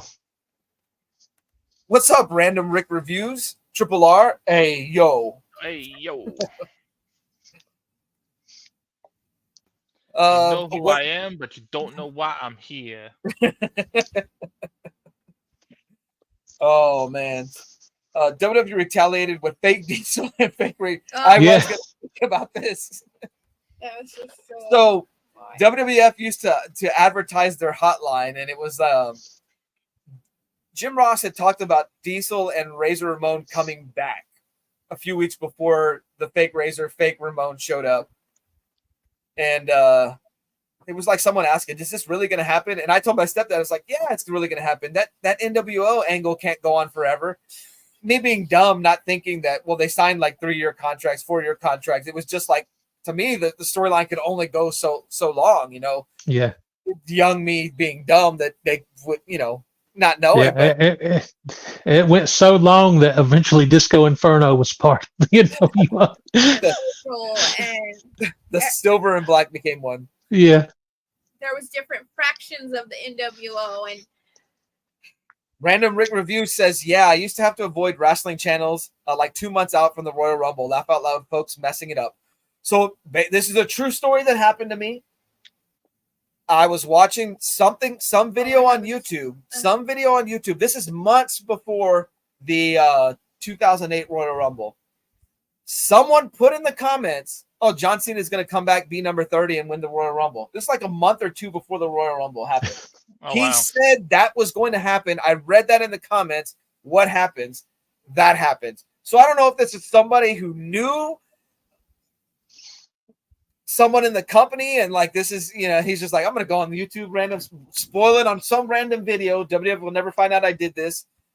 Or if it was just somebody who was like, this is just how it's going to happen. Because remember, they said they didn't know John was going to come back. Yeah, he came back super fast.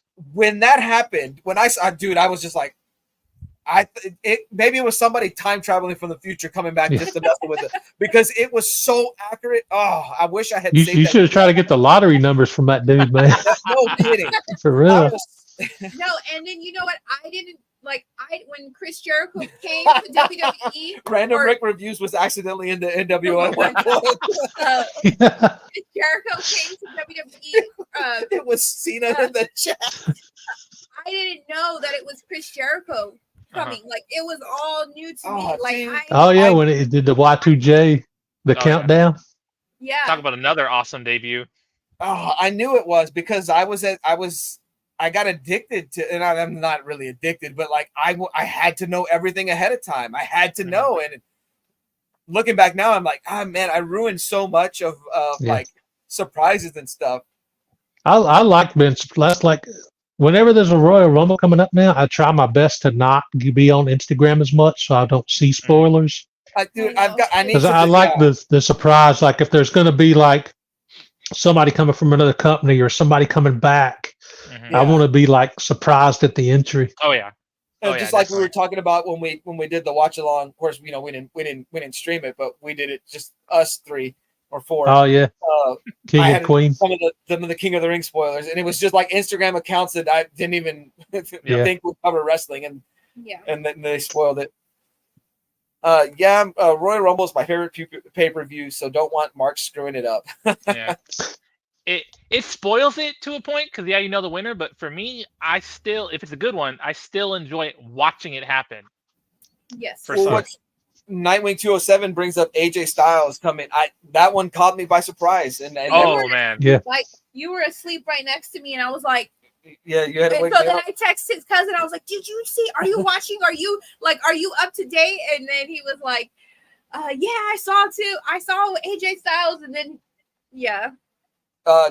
Glenn that says Secret Superman says off topic, but worst disappointment: Flair as Black Scorpion or Vince as the higher power. It was me all along. I only knew bits and pieces of the Flair as Black Scorpion storyline or the Black Scorpion storyline period. Like I didn't follow it along too much. WCW was more of a cable channel show, and I did not have cable where we lived at the time. We would get WWF Superstars because it was in syndication. And so that's how I kept up with the product for WWF. That's why I became more of a WWF guy. But finding out it was Flair, I was like, I do remember thinking, well, that was kind of dumb. Like, it could have been so much more. Yeah. Vince is the higher power. It worked. It kind of made sense. I mean, I don't know. It worked. Like who's more evil than Vince McMahon in the company? It was a disappointment because it was Vince. They could have done something else. But if Christopher Daniels is revealed, we all would have said, "Who's that guy?" We wouldn't. Maybe we didn't. Yeah. We wouldn't have known. If it had been Jake, that would have worked. But Jake had been fired the year before for whatever, or 2 years before for drinking or drug problems. It worked with Vince because they did have Stephanie go back and like, well, why did you have Undertaker attack me? If they wouldn't have done that, I would have been really like, if they would have ignored that fact, I would have been more upset with it. It was still better than when they revealed DDP as the mystery stalker. Oh man! Oh my God! That was so disappointing, man. DDP deserved better. Main event DDP. Do you guys remember the Black Ninja that was working for Raven? I believe it was. And then they never revealed, or I don't think they revealed it, but I mean, I know who it was. Who was it? It was Tori, not Tori Wilson. But Tori that was in DX. And she never came back. Never came back. That was it. Like she never came back to wrestling. I think there was like she didn't like working with Raven, and I think she was already just done with wrestling at that time. That sounds so WCW with a story like that. So Vince is the legitimate son. Kurt Angle's son. I mean, there's a bunch of bad endings for storylines. My cousin has one of the rarest WWF shirts. And he overwore it, and it bothers him that it's cracked now. But he has the "I Did It" shirt when Vince died, and who killed Vince? They blew. With the limo blew up. Yeah, so we went to the Vengeance Night of Champions pay-per-view that the Sunday after the limo blew up. So they had that shirt on sale there. But then, of course, the Benoit thing happens, and then they drop that storyline. So it's one of the rarer shirts out there, but my cousin didn't take care of it. It bothers him. Mark Henry fathered Mark Henry fathered a hand. All my siblings. That was the most wild, like, out-of-pocket thing I've ever seen on TV. Yeah, and secretly, I really believe I just like hooking up with this old what lady. drugs did the person that came up with that? Yeah. What were they on, man? The mysterious GM who sent messages via AOL chat, or GTV, which originally started as GD-TV, which obviously was going to be Goldust TV. Who was in charge of that? Who was the GM who sent the messages? Did it wind up being Hornswoggle, or did they never reveal it? I don't even remember. They revealed it. I think. No, I thought they did. It seems like Hornswoggle might have been involved. I can't remember exactly. I think they involved him, but I don't know if he was the actual. The anonymous Raw GM. Well, I guess he's still anonymous. I guess. They're still working. It's funny because I think originally they were going to make Mr. Kennedy the illegitimate son of Vince. It was Hornswoggle. But somewhere in there, Hornswoggle jumped in. They ran that for a whole year. Holy crap! The anonymous Raw GM. Yep, and it was. I thought it was longer. Wow. Yeah. It's freaking crazy. Didn't realize that. All right, final thoughts. 1996 Bash at the Beach. We'll save Russ for last because he has the history with the show. Lady Prime. Final thoughts. WCW Bash at the Beach 1996. What'd you think? I mean, it wasn't bad. It was just, it changed wrestling. It made wrestling pop. Like, this is when it became pop culture. Like, everybody was wearing an NWO shirt after this. Like, hey, man, thanks, man. I appreciate you hanging out. And giving us some good comments, man. Have a good night. This is when it was cool to be bad. Or was, yeah. Actually, yeah. They were cool. Let's say, them being heels, they were like the first, and there were some beforehand, but like you said, it blew up to a point where they were the first cool heels. Stone Cold would follow on their coattails, but I think these guys did it first. Yeah, because we're still going Stone Cold because we wanted Bret Hart back so much, and then. But Stone Cold was a one-man show. He didn't need a group.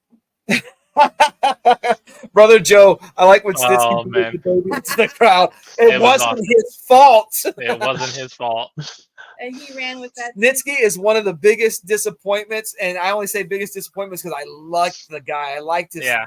I wish they would have got more out of him. I don't think it was necessarily his fault. Like, I thought he was like, oh man, there was so much potential there.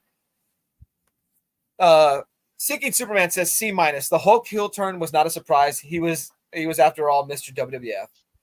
Oh yeah, well, so there we go. There's a WCW guy. So when you watched it at the time, you saw this happening, Glenn. Okay.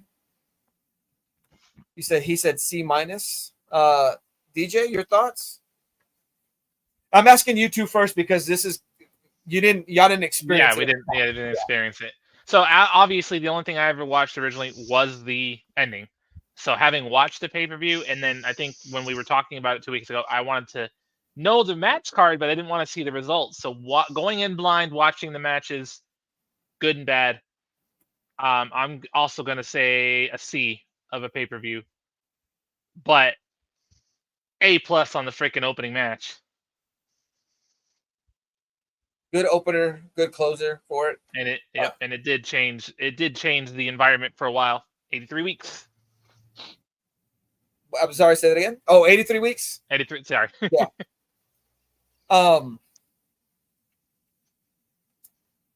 Like I said, we watched it on the little black and white TV that we could tune in the pay-per-view on. We were around that TV just, I have an appreciation for the show because like nostalgia kicks me.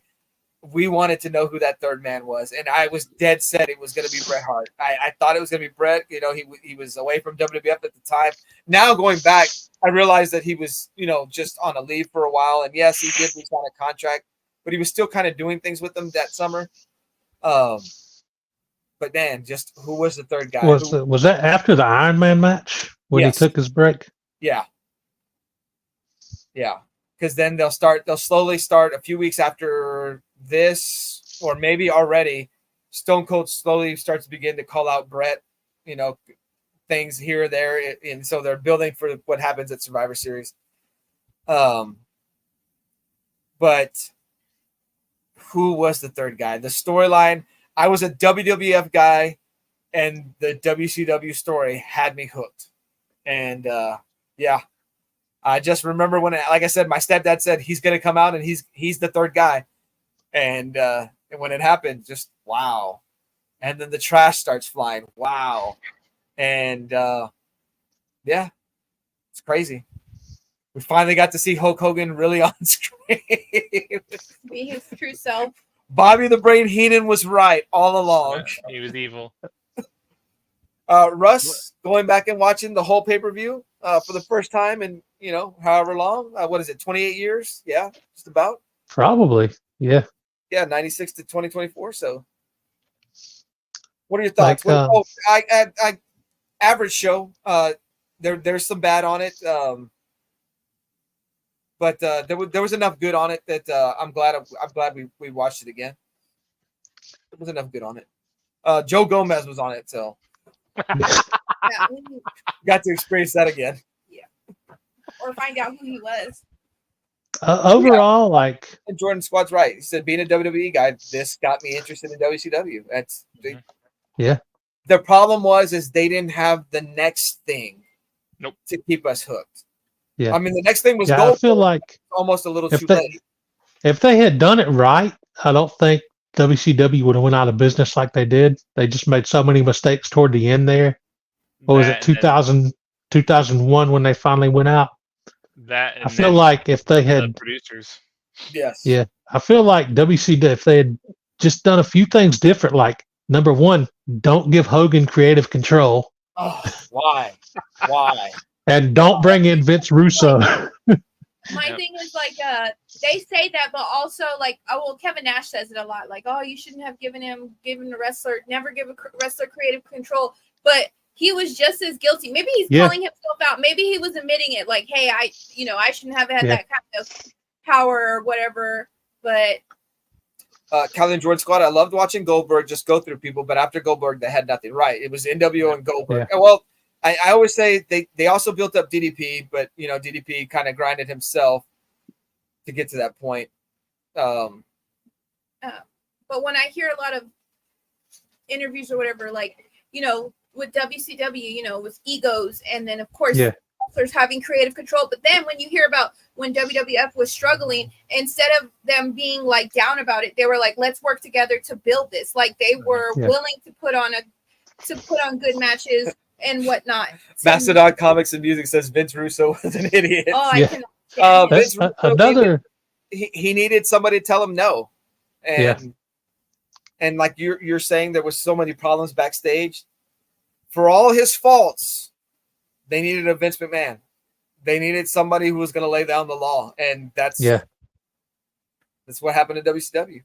Yeah, another huge mistake they made, I think, was not treating the cruiserweight class better, because they had so many huge stars there that they could have built for the future.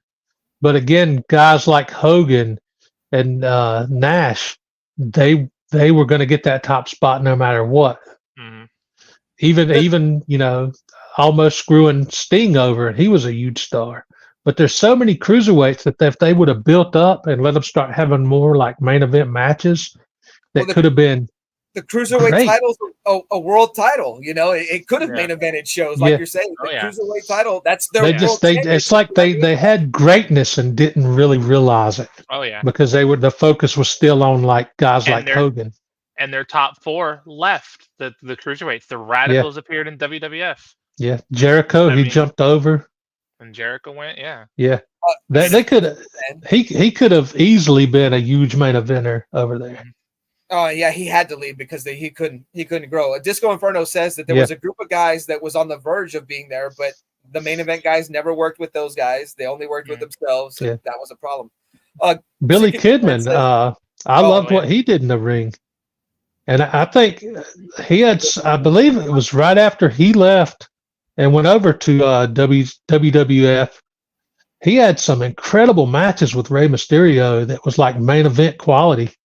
And so he didn't get enough credit over there. Secret Superman says Goldberg was a fluke. He was supposed to lose his first match against Hugh Morris, and when he didn't kick out, the ref counted to 3. The crowd went wild, and the rest is history. I didn't know that. Me neither. I didn't either. I never heard that. But like, how much of wrestling is like on accident? How much of wrestling is happenstance? Michael Hayes doesn't tell Stone Cold that Jake Roberts just cut a religious promo. Does Steve Austin come up with Austin 316 later on? He came up with it that night because Michael Hayes told him that. Like, it's just the little things in life. So many small things that could have been missed. Yeah. Like, if that hadn't happened, you wouldn't have had like the Attitude Era. Yep. Maybe WCW buys out WWF and we're watching WCW on Peacock instead of WWE on Peacock. Even though they got like, if they would have did the invasion angle better and got bigger stars to come over. Yeah, and there were some stars they had that I think they missed, like Sean O'Hare. I think he could have been great. When Glenn asked what the biggest disappointment was between Black Scorpion or the Higher Power, one of the biggest disappointments in wrestling is the invasion. Like when they finally had them both on the same page. It was like I was so like when I first started hearing about that, I was like excited about the possibility of finally seeing a match like Sting versus Taker. And it just never happened, dude. I was like, that's one of like. Yeah, that got me out of it. And then the leader of WCW was Stone Cold. Yep. Yeah. It was like, what are you doing? You know? Like, what? That doesn't make sense. It was the NWO angle in reverse. It was instead of WWF guys fighting WWF guys. That's the thing. They did that because they needed a name and they didn't have a name. Yeah. You didn't have Booker T as a main event guy yet. Because they brought DDP in the wrong way. And Yeah. Oh yeah. There's just so many mistakes. Kelly and Jordan Squad says he loved Raven. They should have given him a huge boost. I think, Raven had a following, and that once again, Raven had some great matches back in the day. I'm grateful for WCW because I got ready to rumble. Yes. Oh yes. I love that movie. Yeah. I watched it recently. I still love that movie. I haven't seen it in a couple of years, but I love that movie. Yes. I think it's on Tubi. I think that's where I watched it. Really? Oh yeah. Or something like that. Yeah. Secret Superman says Stunning Steve Austin predates Stone Cold. Yes, for sure. Stunning Steve was fantastic. Stunning Steve Austin was amazing. He had a great head of hair too. And then they put him in a tag team that he didn't want, but then him and Pillman broke. The Hollywood Blondes, for a bit. Yeah. But then they fired him. Russ, thoughts on this pay-per-view, this show? I would give it a C+, just because it had some great matches in there, like the opener with Ray and Psychosis. Yeah. And like 1996 me would have given it an F because of the main event. Okay. Yeah. But like looking back and rewatching it and seeing these matches, I'd give it a C+. Can't quite give it a B, but I'll give it a C+. What I tell everybody, and me and my cousin always say it to each other, man, what a time to have been alive. Like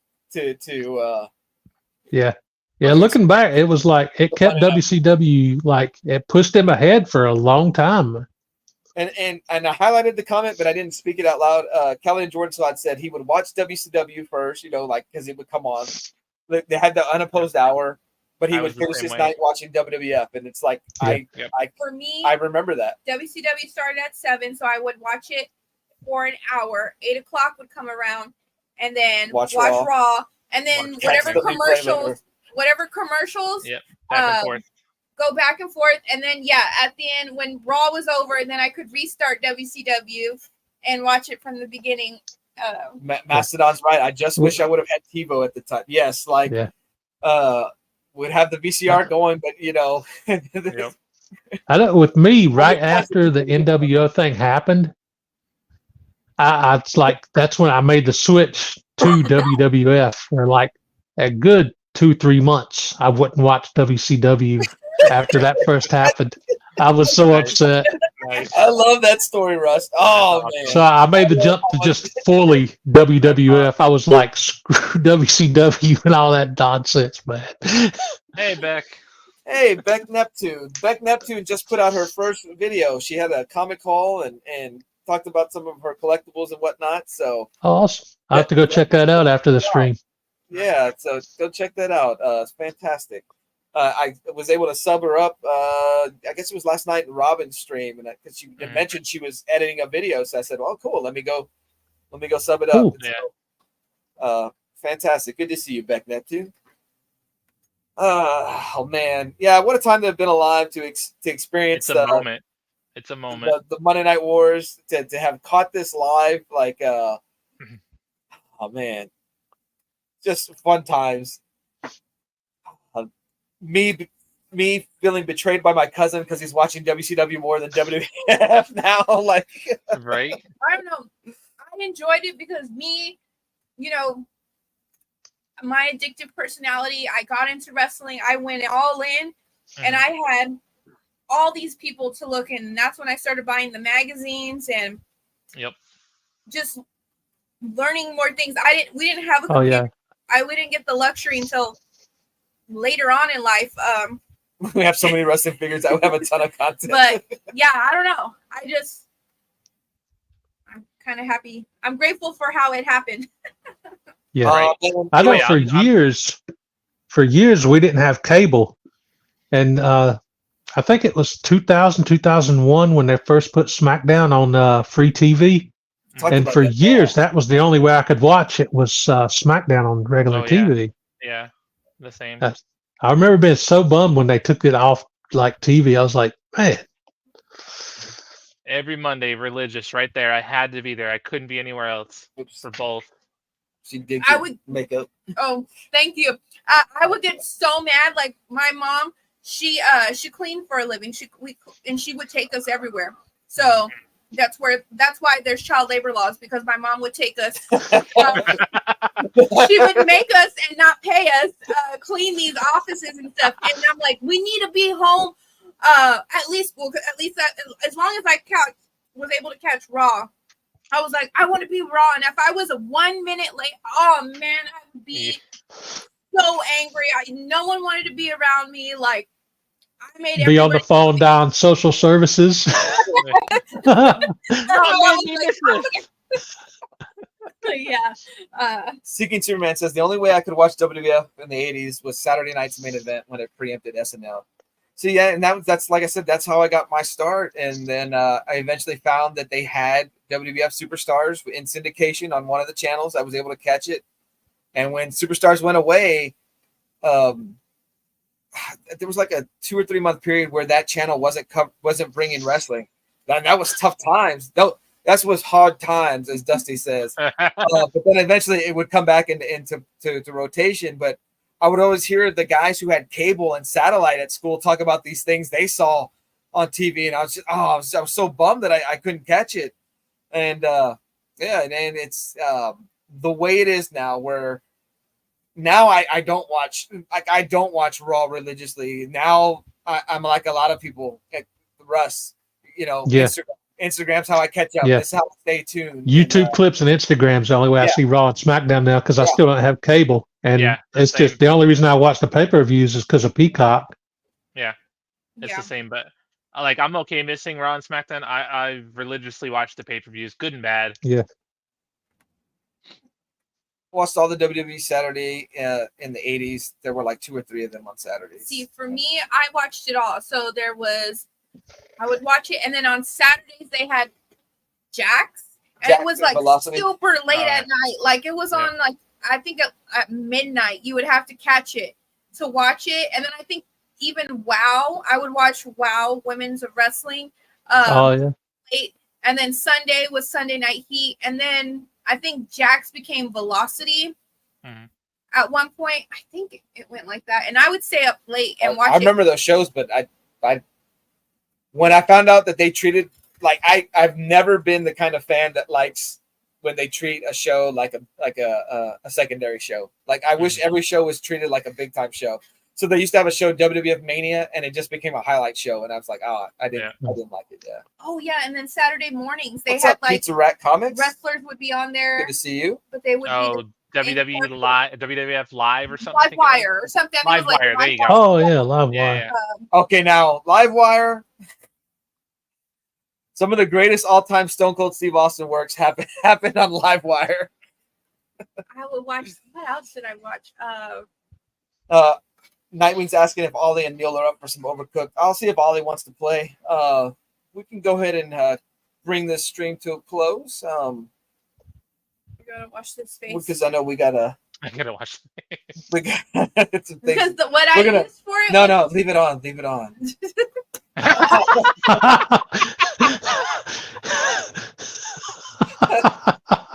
You're gonna be wearing it. Oh man. That's what you're talking I about. was about to say when he said that, I was 2 seconds like, what? And then right off the bat, smack. Yeah, and I'm laughing because Bethany would have done the same thing. And I wanted to chop him harder, but I had to remember, like, don't hit him hard because he was saying that his arm hurts. His arm hurts. Oh yeah, I think I'm gonna wind up going to the doctor tomorrow. I gotta figure it out. You pull a muscle or something, man? Oh, Russ. So it's next Saturday when y'all got Heroes Con, right? Yeah. Oh, that's awesome. I didn't know you were going. Nice. Oh, man. Nice, dude. Anything in particular? I know you said that it's going to be hard to kind of get some spending money. What is there anything? Mostly I'm just going to be like trying to dig through the dollar boxes because the budget. That's pretty much all it's going to allow for. But the main reason I'm going is just to meet up with a bunch of the guys from YouTube. Yeah. Last year when everybody was talking to go to Heroes Con, I told her, I really want to go, and we just didn't put the mind to it and didn't save up for it or whatnot. And then of course this year we're talking about going to WrestleMania next year. So I don't know, but I would definitely like to hit up. Yeah, I know there's more guys coming now that I've known for like 5-6 years plus, but have never met. Like Metarod, he's going. Nice. Puff Comics, he's coming down. Zars from Australia, he's coming down. Oh wow, that's awesome. There's going to be a bunch of guys I've known for a while that haven't met yet. See, wife and I want to as well because we're going to be moving to Ohio 8 hours away, so we're going to be able to hopefully. Man, awesome. Yeah, Glenn, definitely. I would love to, man. Yeah, life. It depends on life. That's right. Yep. That'd be awesome, man. Come down next year. Vegas for WrestleMania, and I want to go to Heroes Con. So I need to start saving now. Yeah. So when do y'all move? So we leave the 18th for the original vacation we were doing. Right. For her mom's celebration of life, not birthday. We're moving, I think, August, depending on early August. WrestleMania for sure, Cali says. Yeah, so good and bad. I mean, us good and bad, and then of course her mom being sick and whatnot. So yeah. It's gonna be for the best.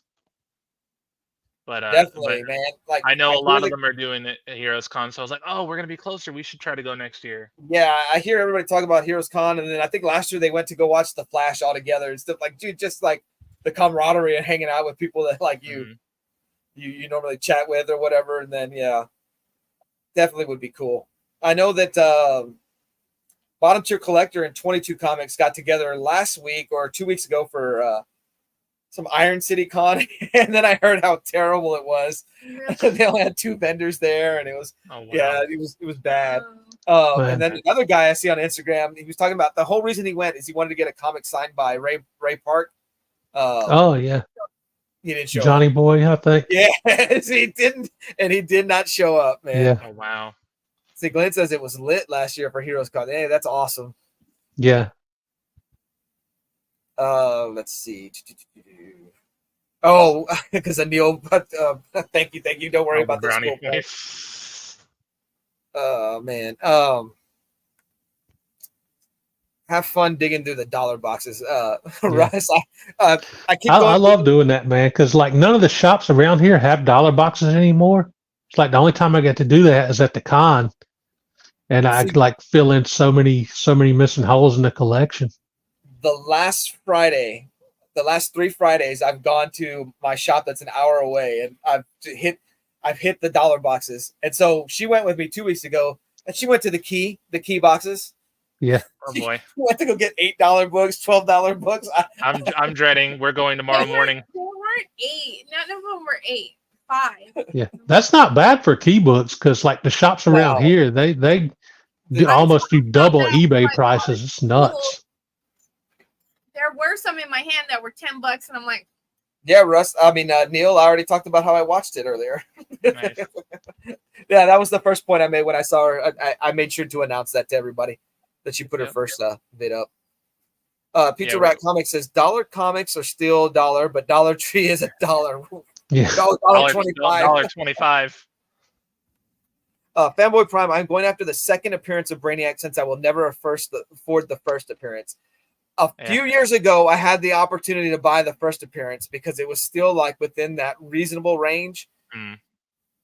Oh, what a regret. So, and then Glenn was also talking about Seeking Superman was talking about he almost had the opportunity to get first Supergirl, and that fell through. That fell through for him too. So I felt bad, but that's one I've been like wanting to love for a long time. It's also the first Metallo.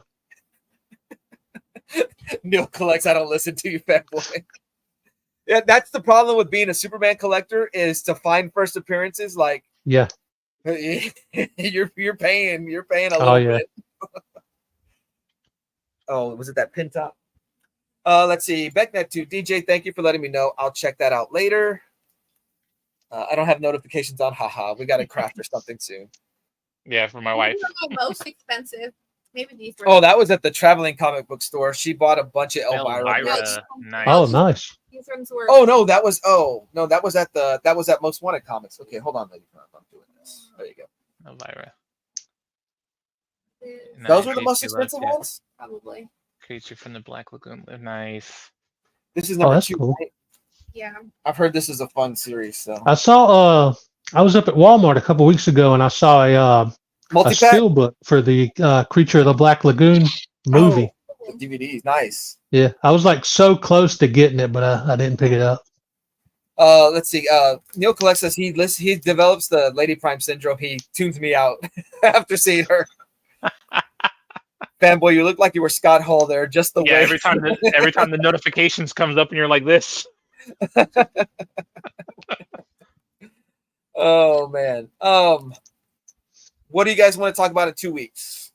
At some point, I want to try to do this weekly, but right now, let's keep it 2 weeks just because I am doing a second job every other weekend. Oh, okay. 2 weeks is cool. I thought it was because you were working overnight for some reason. Oh no, I'm off on Friday nights and Saturday nights. My schedule. Like next weekend, every other weekend, my schedule gets a little stressful, and it's just like so I don't know. Did I suggest 1996 Bash at the Beach? Yes. Okay, so it's not my turn to pick. You suggested the matches, so it's not your turn to pick. Russ and DJ. Go Russ, because Oh man, I don't know. Is there a playlist of the best matches with Shockmaster? Is that a thing? Did you even have one match? I don't remember. He transitioned from a Stormtrooper helmet to a hard hat. It's like ridiculous what happened. I'm sure somebody somewhere created him in WWE 2K. Yeah. There's your match. Oh yes, that's. I'll have to. I'll see if I can come up with something and hit up the chat with a message on Instagram. Seeking Superman suggests Starcade 86, Night of the Skywalkers. Oh man, I'm trying to think. Night of the Sky. I wasn't even born yet. I don't remember that one. I'm gonna watch it. I don't want to look at it because then it's gonna spoil it. I want to be. I was alive, but I hadn't started watching wrestling yet. I was only 6 years old. What are you gonna do? Hold on, I showed this off in the morning stream, but I don't know. I want to say a WrestleMania, but I don't want that to be a go-to because I don't know. I feel like that's too easy. I know I have a list. I don't know where I put it, but I have another list. I was working on my top 10 tag teams, favorite tag teams. Oh. But I don't know how to do that. How to go about it. Do we want to put like favorite top 10 and list one match? But we don't all necessarily. How we do it when I say, hey, what's your favorite match from this guy? Yeah. So it's going to be all like Nasty Boys and Public Enemy matches, or?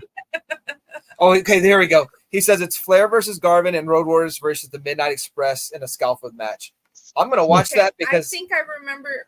Oh, okay. What year did he say? 86? 86. Yeah. So I picked this up, Glenn. This is my first non-current book that I've gotten a slab. Flash 323, paid $87, $86 for it. Nice. And so I like the cover. Yeah, it's one of my favorite Flash covers, just the whole, reverse Flash and Flash color going head to head. Yeah. And it's a hard book to get in near mint. It's in black. Now there's like 36, I think, 9.8s in the registry. And I feel like 36 9.8s and like 70 something 9.6s.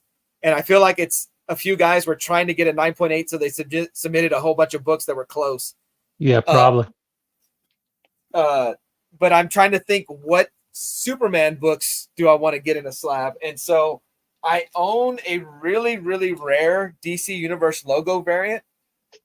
And I think that's going to be the first book that I ever submit myself to try to get.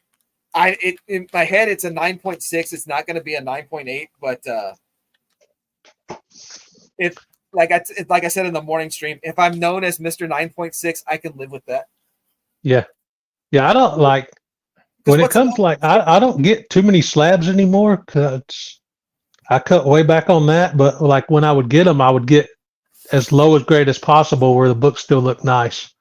Yeah, how it presents. Yeah, because like to me, a 9.6 is a 9.8 with a different set of eyes on it. Yeah, it's just what that guy happened to say that day or whatever, Oh, I don't really trust CGC's grading system, anyways. Oh, that's right. So yeah, well, yeah. Next week I will be next Friday. I'm going to do Robin or Neil and Robin's. I don't even know what it is. I've got to go watch the hot seat. Episode. Yeah. So I got to go see what that is. I know. Lady Prime thinking you're no 9.6, mister. Lying to people. Thinking Superman is the 9.2 crew. I love it. I was like, don't say it. Be nice, Leo. Be nice, be nice, be nice. But somebody said it for me, so. Well, like to me, like the price of a 9.8 and a 9.6 is like dramatically different. Yeah, I like it's the difference in price is crazy sometimes. Yeah, a 9.6 is relatively close to an 8. Depending on what book it is, obviously with the higher, the more worth of the key or whatever. But like to get a 9.4 or 9.2 of that book that I bought was almost the same price as getting a 9.6. So I was like, well, let me get a 9.6. I'm not going to get a 9.8 for $300 and something. I'll get this $87 book. So yeah, Beck, don't tell fanboy Superman is cool. It goes to his head. Okay. Or we could do a list of underrated wrestlers that people don't talk about. Like me, my go-to is always going to be Hardcore Holly. I love me some Hardcore Holly. One of the best drop kicks in the business. Yeah. Well, okay. Did we want to do that instead? Put together a list of our favorite tag teams or something like that instead of a show, and then we'll save the show for the next one, or what? Or do we like going through a show? Either way works for me. It's your call, Russ. Oh man, don't make it my decision. I'm putting it on you. Putting it on you, Russ. Oh man. I'm trying to think of a fun show to watch. It's hard with the lists because you'd have to like know that every match was like on Peacock. I got it. We're gonna watch Unless you want to do your list or your match, DJ. You can say a WrestleMania. It's fine. I don't care. I was just trying to think, and I was like, well, shoot, if we do, is that too easy or is it too hard? Because if y'all don't suggest anything, I'm going to suggest SummerSlam 95. I'm also going to watch Starrcade 86 because great. Now I'm going to look up SummerSlam 95. Oh, it's terrible. I remember it's terrible. We can talk about 96. Wasn't 96 the one with Austin and Taker? No, that's 98. 98. Oh. Okay, so 2000. It holds a special place in my heart because that was the first one I got to see. Like, not in person, but I got to order the pay-per-view. That was my first one I got to order. Mine was 14. That was my first one. 14's a good one. 2000's terrible because there's no one-on-one match. The closest to a one-on match is a bra and panties match between the Cat and Terry Reynolds. I was going to suggest SummerSlam 95 because it's terrible. Oh, really? other than the ladder match, you mean? There's only one good match on it. Oh, is that the one with that's cool with me, man. SummerSlam 95 because that's another one I don't remember. It'll be cool to go back and watch it. Now, or do you want to find out when you put it on? I'll wait and find out. I want to be surprised. All right. But you two be thinking of a show to do, and then that way next week when I ask, you won't feel you won't. Feel all right. But yeah, put together a list of your favorite tag team matches. Not matches, just your favorite tag teams. It don't have to be matches, and we'll put it in at some point. So favorite tag teams. I'll be working on that. And SummerSlam is what we're saying. Yeah, we may not talk about the tag teams. You'll have more time to put it together, but just be thinking about it. Yeah. Okay. And for the future. SummerSlam 95 in 2 weeks. Yeah, we'll do SummerSlam 95 in 2 weeks. Glenn says it wasn't Gavin. Gavin was 86. Or Garvin, I'm sorry. Garvin was 87. It's Flair and Nikita Koloff in 86. Oh. I may or may not be able to be there on the 22nd. Because I'm off, but that's the day of the party. And no, you're good. You're good. Well, I just don't know what time anything is. Nobody tells me anything. So, and she's already asleep. But alrighty, guys. Thanks everybody that's hanging out. I hate to end it because we got 10 in here right now, but I've got to go put some medicine on my arm, and I got to go talk to my nurse brother. He's got to give me some treatment options. Brother. It just sounded. He's a male nurse. My brother's a male nurse. In an ICU. No, that's not why I'm laughing. Just I gotta go talk to my brother and. Well, see. Hopefully, it's not bad. Hopefully, it's just a pinch, like you said. A few years ago, I got bit by a brown recluse, and it was awesome. I got free treatment because my brother's a nurse. So it was awesome. I say it was awesome because after he got poked and all the swelling, I got to pack the wound, and to torture him was such pleasure to me because on a daily, the moment I wake up and open my eyes, he's like, "You're still here." We're glad you were able to hang out with us. So thanks, Bex. It was awesome. You sound so much like Bethany. the packing of the wound was far worse than them cutting. Like, I wouldn't even touch it yet. I would just be like this. He's like, and I'm like, I haven't even touched you yet. It was crazy. It's the worst. The packing of the wound is the worst pain I've ever endured in my life. Yeah. Damn. Fanboy, tell you're right that DJ was laughing at his profession. Wait, tell your brother, maybe? Tell my brother that he got his profession. No, I wasn't laughing at the profession. It's funny because my nurse brother. It's funny at work when I give my initials, they're like, what are your initials, guy? And I'm like, BM for baby mama. Or if my brother was here, he would tell you for bowel movement. Because he has told me that. Oh, nice. So, all right, SummerSlam 95, just for fun, because I think it's a terrible show and we can just make fun of it and roast it. But I'm also going to check out Starrcade 86. Is Joe Gomez on the show? No, Joe Gomez. We get Barry Horowitz instead. Oh, okay. We need to find out what other pay-per-views or matches he has in WCW? Joe Gomez. I know there's a That clash could be of the, just a filler. That could be just like I know or, I know there's a clash of the champions for sure. Kelly and George Scott. First thing I thought was Bauman. Thanks, dude. We need a top 10 Gomez. I'm gonna see if I can even find. yeah. A lot of them will probably be like lesser known matches. Oh man, I can't remember what it was. They don't have a WCW main event and WCW Pro and WCW Saturday Night on here, so it'd be hard to find his matches. But all right, guys, thank y'all for hanging out. Appreciate it, Russ. Appreciate that was awesome, man. Reliving the traumatic events. Oh no, it's been fun, guys and girls. Thank you. Childhood trauma relived live on air. It was a hostile takeover. Yeah. We'll pay for that first therapy session. Just break down and start crying. Oh, after you get off stream, damn. Yeah. But yeah, it's fun hanging out with you guys. Curse you, Hogan. All right, Pizza Rat. Thank you, man. Thanks for hanging out. Appreciate you stopping but it's by. okay. He's canceled already, so. Yeah, he did that himself. Thank you, Robin. Thank you, Neil. Thank you, Robin. Thank you, Neil. All right, we'll see you guys later. Have a good night, guys. And